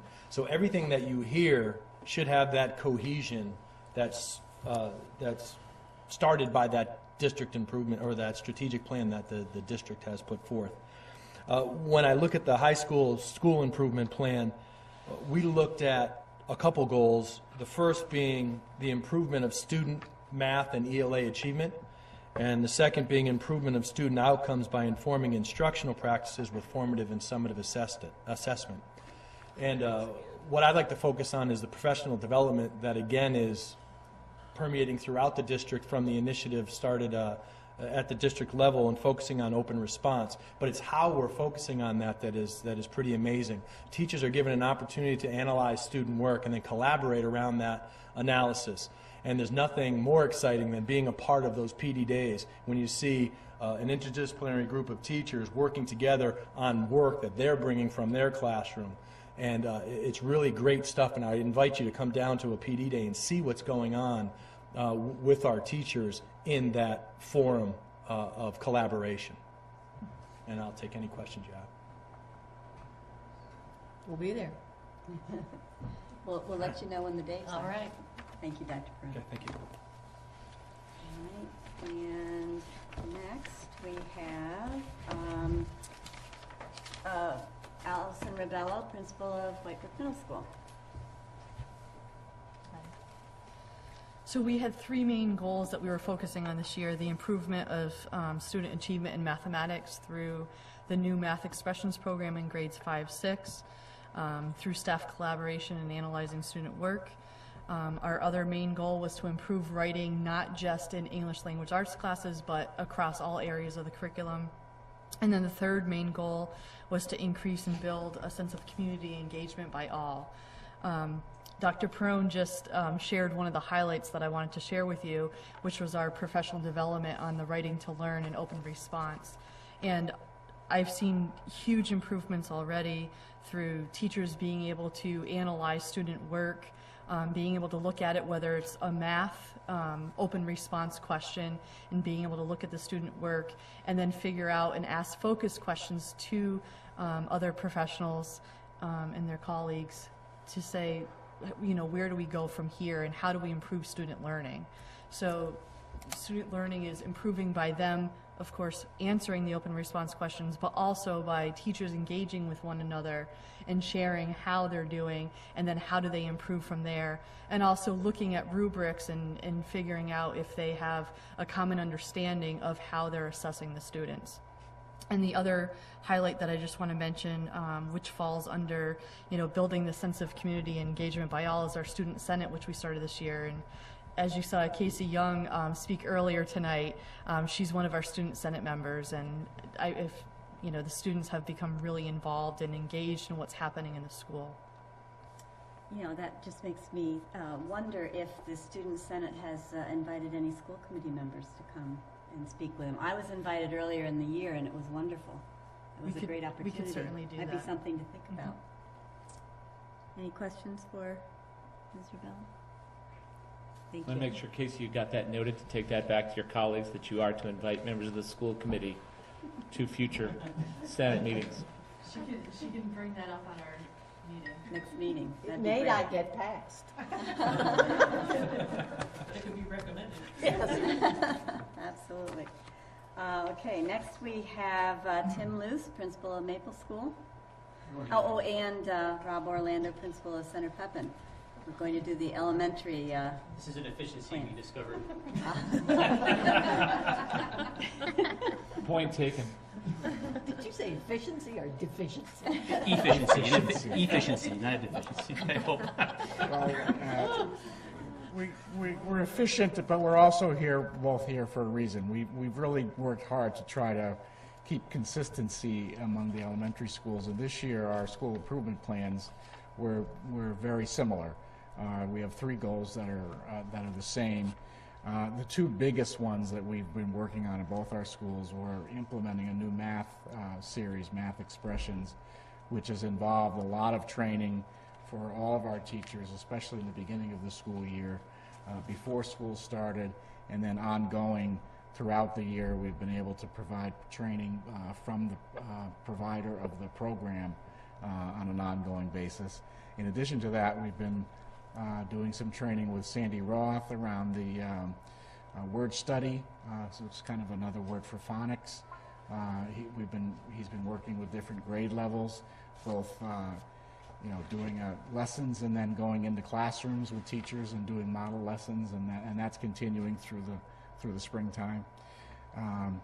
We're also, it's been kind of exciting. Our school councils got together this year and did some work around some planning for some family events. One of them will be happening this week.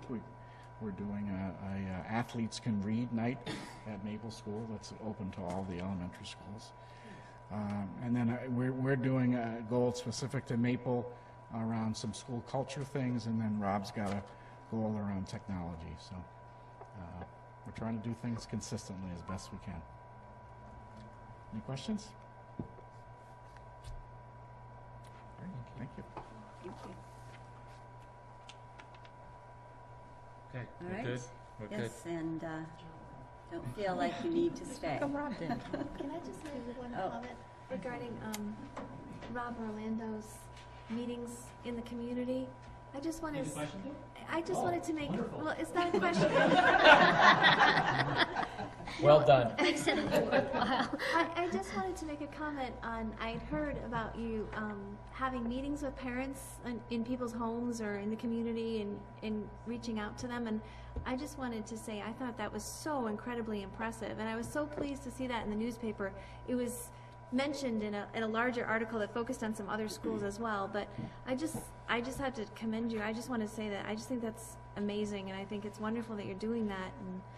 And it's been we've had one meeting so far. We have another one planned for early April, and actually Mr. Gunn was there at our first meeting. It was definitely a different kind of forum. I think parents felt more comfortable kind of sharing things that were on their mind, either questions, concerns, things they liked about what we were doing, and it gave me a lot of great assessment information about number one, things that we should continue to do as a school, but then maybe things we should think about as well, doing differently. So it was really a great dialogue. And as the article said, it was only scheduled for about an hour. We went, 2 hours. I think Peter left before we even finished, right, Peter? I think. Yep. Yeah, I mean, we went on and on. So it was great. It was great, and we hope to continue to do that. So. yeah, I just think it's wonderful. Thank you so much. Thank you.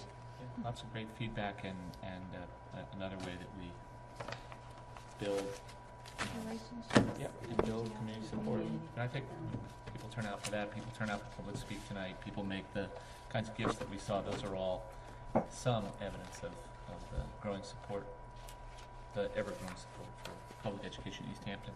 I think we'll move back now to Roman numeral 2 under the regular.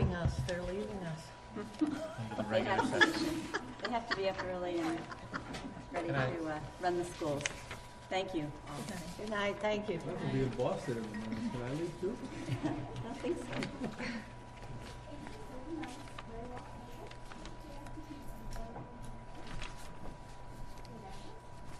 So, Lori, is there I do not have a finance subcommittee report. Thank you.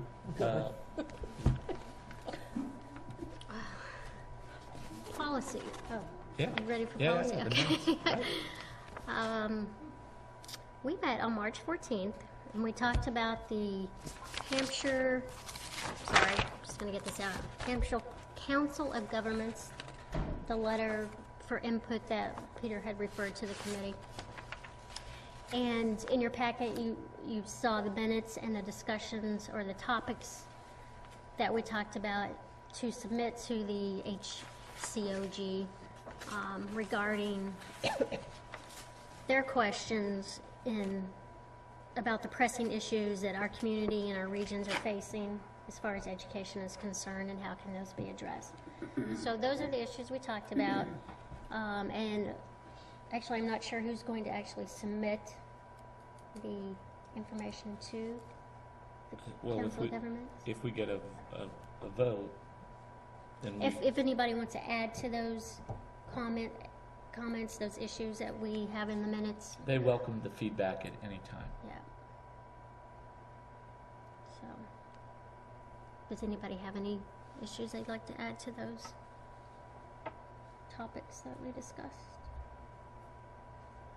If not, I think before we respond, we still need to have a motion that it comes from the committee as a whole rather than just from the subcommittee. okay. So you want a motion to accept the topics? Right. About to endorse the subcommittee's recommendation. With the understanding that we'll compose a letter based on those minutes and submit it to the Hampshire Council on Government. Second. Motion made and seconded. All in favor? Aye. Aye. Thank you. We do not have another meeting scheduled, but some of the topics that we'll be discussing next are the advertising policy and the wellness policy. And I hope folks will give serious consideration to the advertising policy as we're talking about tonight. You know, it seems like all the way through our evening is about resource allocation. Advertising is a complicated topic, and we discussed that, but it's also a source of revenue. Free choice. Name that school. Name that bus. You know, you can name the right. Okay. Well, you know, in different travels, I just have to say, different places I go to, I see banners in auditoriums, I see banners on the sports field, so it's interesting, because I'm now more aware of the different things, and I'm, you know, assuming that they've paid to have their banners hung, so. Also, individual groups. I mean, I know boosters run a lot of these things, but, you know, you have a play and there's a program with ads in it. You know, I don't know if sports do that kind of thing where they have a program with ads in it, or if that can be increased at all, but. These are all the things that we need to explore. So, thank you. Do we have a collaborative update? I do have a couple things I just want to tell you about, but one thing, I think that, and maybe Nancy, you're more aware of this, but I think my presentation is going to have to at some point get a little more formalized because of new regulations that have come down for the collaborative, so it has to kind of be proved that the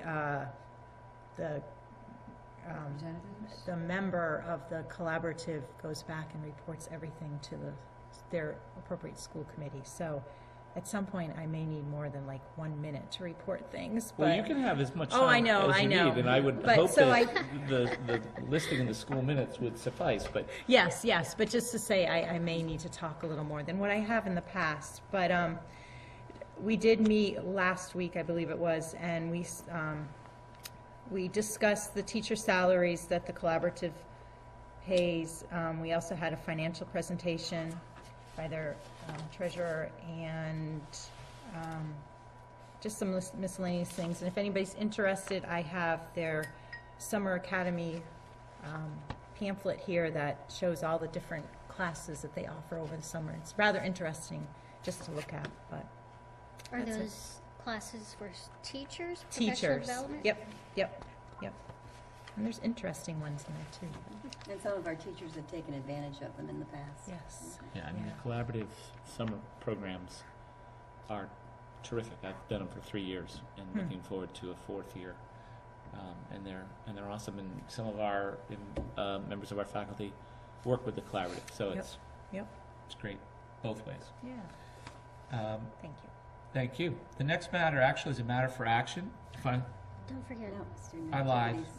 I apologize, Ryan. It's What Ryan's been been one of saying. those nights, Ryan. No Yeah, offense. so last meeting I mentioned is we have the Mr. Easthampton talent competition. That's April 3rd.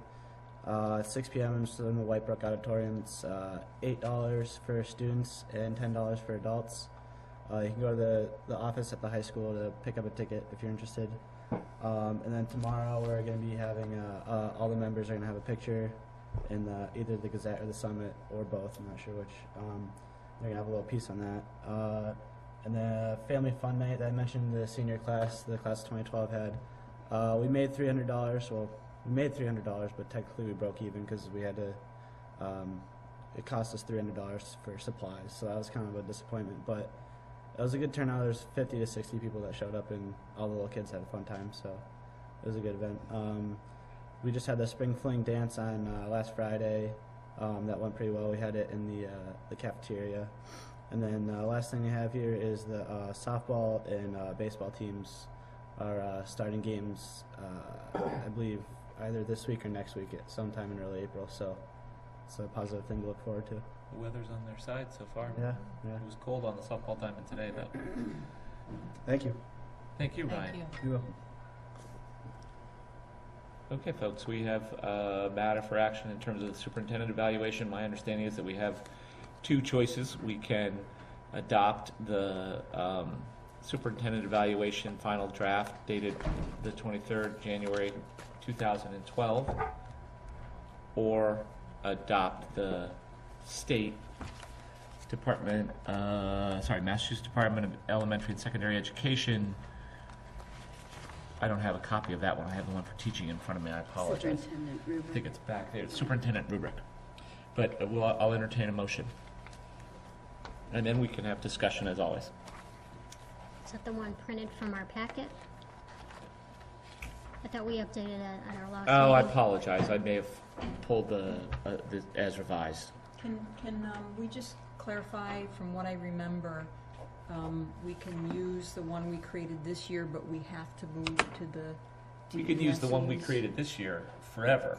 We Oh, just have yeah. to apply to the state if we want to use something other than theirs next year. Okay. And the state has done everything in its power to communicate to school districts to do it their way. Right. But that, Make a motion to, go ahead. Oh, I'm just gonna do what you're doing, go okay. ahead. Motion to approve the superintendent evaluation that's presented in our packet for FY 12 school year. can you scroll down Correct. on that? Just so I can pick up the date. It says January 123. 23rd. Okay, so this is similar, I think, but okay. Second. Motion made and seconded. Further discussion? Yeah. I just wanted to ask Nancy what her I'm just curious to know what her preference would be. What does she? My preference would be to have you approve the one that you created, because I don't think we're ready to do the other one yet. That's really very closely aligned with the teacher and administrator evaluation, and we have a whole lot of training coming into place to get that into place for the fall. So, the one that you created is really aligned with your expectations that you set for me this year, and I think that would be the better choice. Thank you for asking. That was a good decision after all the time we spent on that. If you had said the other one. No, and it really is what I believe. Any further questions or comments? All in favor of adopting the superintendent evaluation final draft as dated 1/23/2012. All in favor? Aye. Opposed? Thank you. So we have a few last matters for action, right, Sue? Finally, your long evening will soon come. Motion to approve the budget work session minutes of March 13th, 2012. Second. Motion made and seconded to approve the budget work session. All in favor? Aye. Opposed? Abstentions? Thank you. Abstain. Motion Did you get that, Sue? Thank you. Motion to approve the regular session school committee meeting minutes from February 27th, 2012, with the stipulation to hold executive session minutes until matters are resolved. Second. Motion made and seconded. All in favor? Aye. Thank you. Abstain. Another abstention. Oh,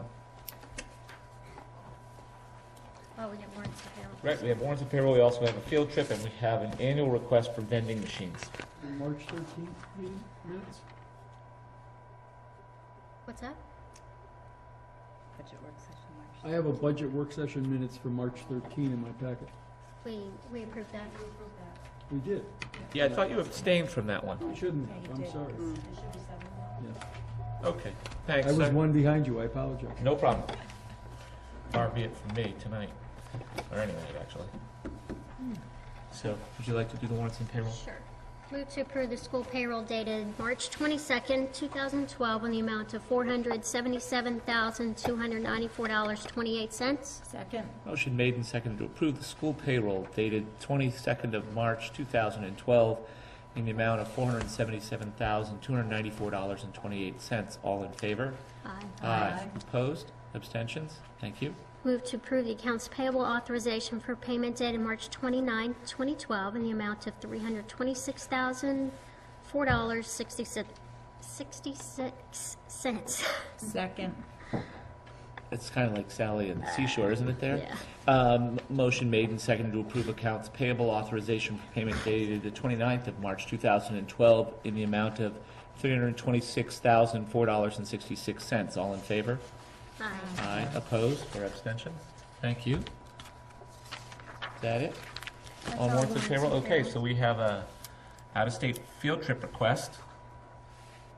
I move that we approve the field trip to Lincoln Tech East Windsor in Suffield, Connecticut on May 3rd by Easthampton High School students. Second? Motion made and seconded. All in favor? Aye. Aye. Okay. I move that we approve the June 14th, 2012 trip by Whitebrook Middle School students to Howe Caverns, New York. Second? Motion made and seconded. All in favor? Aye. Thank you. We also have a request for the vending machines. I'm sorry, I don't have my copy in front of me, so. Water and Powerade in the main lobby, teacher's room, and bus lobbies. At the high school? Common areas Right, for students, staff, and visitors. right, but the Teacher's room is the not. teacher's room has a different, It's soda at the teacher's room. right, soda and different snacks, so. Because the teachers don't have to worry about all that sugar intake. Only the students have to worry about that. Double standards. All over Well, the it's place. certainly a different standard, but they may be differently situated, which may mean it's reasonable. But I'll entertain a motion. I move that we approve vending machine for H2O and Powerade in the main lobby of the high school. Second? Motion made and seconded to approve the vending machine in the main lobby. All in favor? Aye. Aye. Thank you. Opposed? Abstentions? I would just like to say that even though it does, We haven't done this one yet. no, Okay, right, gotcha. the vending machines do fit the wellness policy. There are slight stipulations in the wellness policy that I would just like to ask that the schools educate themselves about the wellness policy and adhere to those policies. Thank you. Is there a final motion? Well, a second to last motion. Regarding item number 2.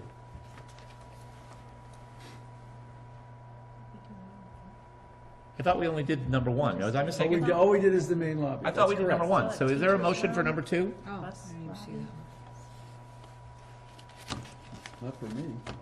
But I'm still confused. We just Can you- approved the main lobby. Would, Right. The second one about- is the one that goes in the There's teacher's three, room. there's But three what about different number ones. one? There's a okay. teacher's room and there's a bus lobby. so the first motion was only on the main lobby? Yes. Is that what we That's did? what, yeah, that's what. Okay. So we need another one on I the see. teacher's room. So there's and multiple then ones still. The bus Gotcha. lobby. Thanks. Not combined. Okay. I move to accept the machines to be placed in the teacher's lobby, correct? Teacher's room? Teacher's room, sorry, they don't have a lobby, teacher's room and The bus lobby. the bus lobby. Second. Motion made and seconded. All in favor? Aye. Against? I got 1 against. And then the snack machine in the teacher's room. Somebody, That wasn't included? No. Yeah, for me, No. it says main No. lobby H2O, teacher's room soda H2O, bus lobby H2O, and Powerade. And then number two So I is was another. looking at number two and looking for a motion on number two. That's That's all. more stuff that the students can't have, so let's put it in the building anyway. It's not accessible to students. Do we have a motion? I move to approve the snack machine in the teacher's room at the high school. Okay, so we have a motion. Second. Can we have a second? Do we have any discussion? I'm happy to have a discussion about any of these. I think the mayor's brought up a legitimate point about there being a difference in what's available to the faculty and what's available to the students. Any further discussion? Probably going to put bourbon machines in there. I'm so tired. I hope it's I'm not entertaining that as a motion. I know, but where is the bus lobby? It's by behind the basketball court. Right. The back exit from the gym. Oh, okay. Right. Sort of if you come out of Most White Brook folks Gym, call it the gym lobby, I think. turn right. Right, out of either set of double doors, turn right and head in the direction of the football field, correct? No. Sorry. The back lobby, as if you're going to walk out and look at the high This is school the high building school. project. There's no. Oh, right, I'm in the football wrong field one, sorry. Yeah. My bad. Yeah. Okay, so I believe we got a motion. I'm not sure that we got a second. We do have a second. So all in favor? Aye. Opposed? No. Got it? Sue, you ready? We're gonna do one more. I move that we adjourn. Second.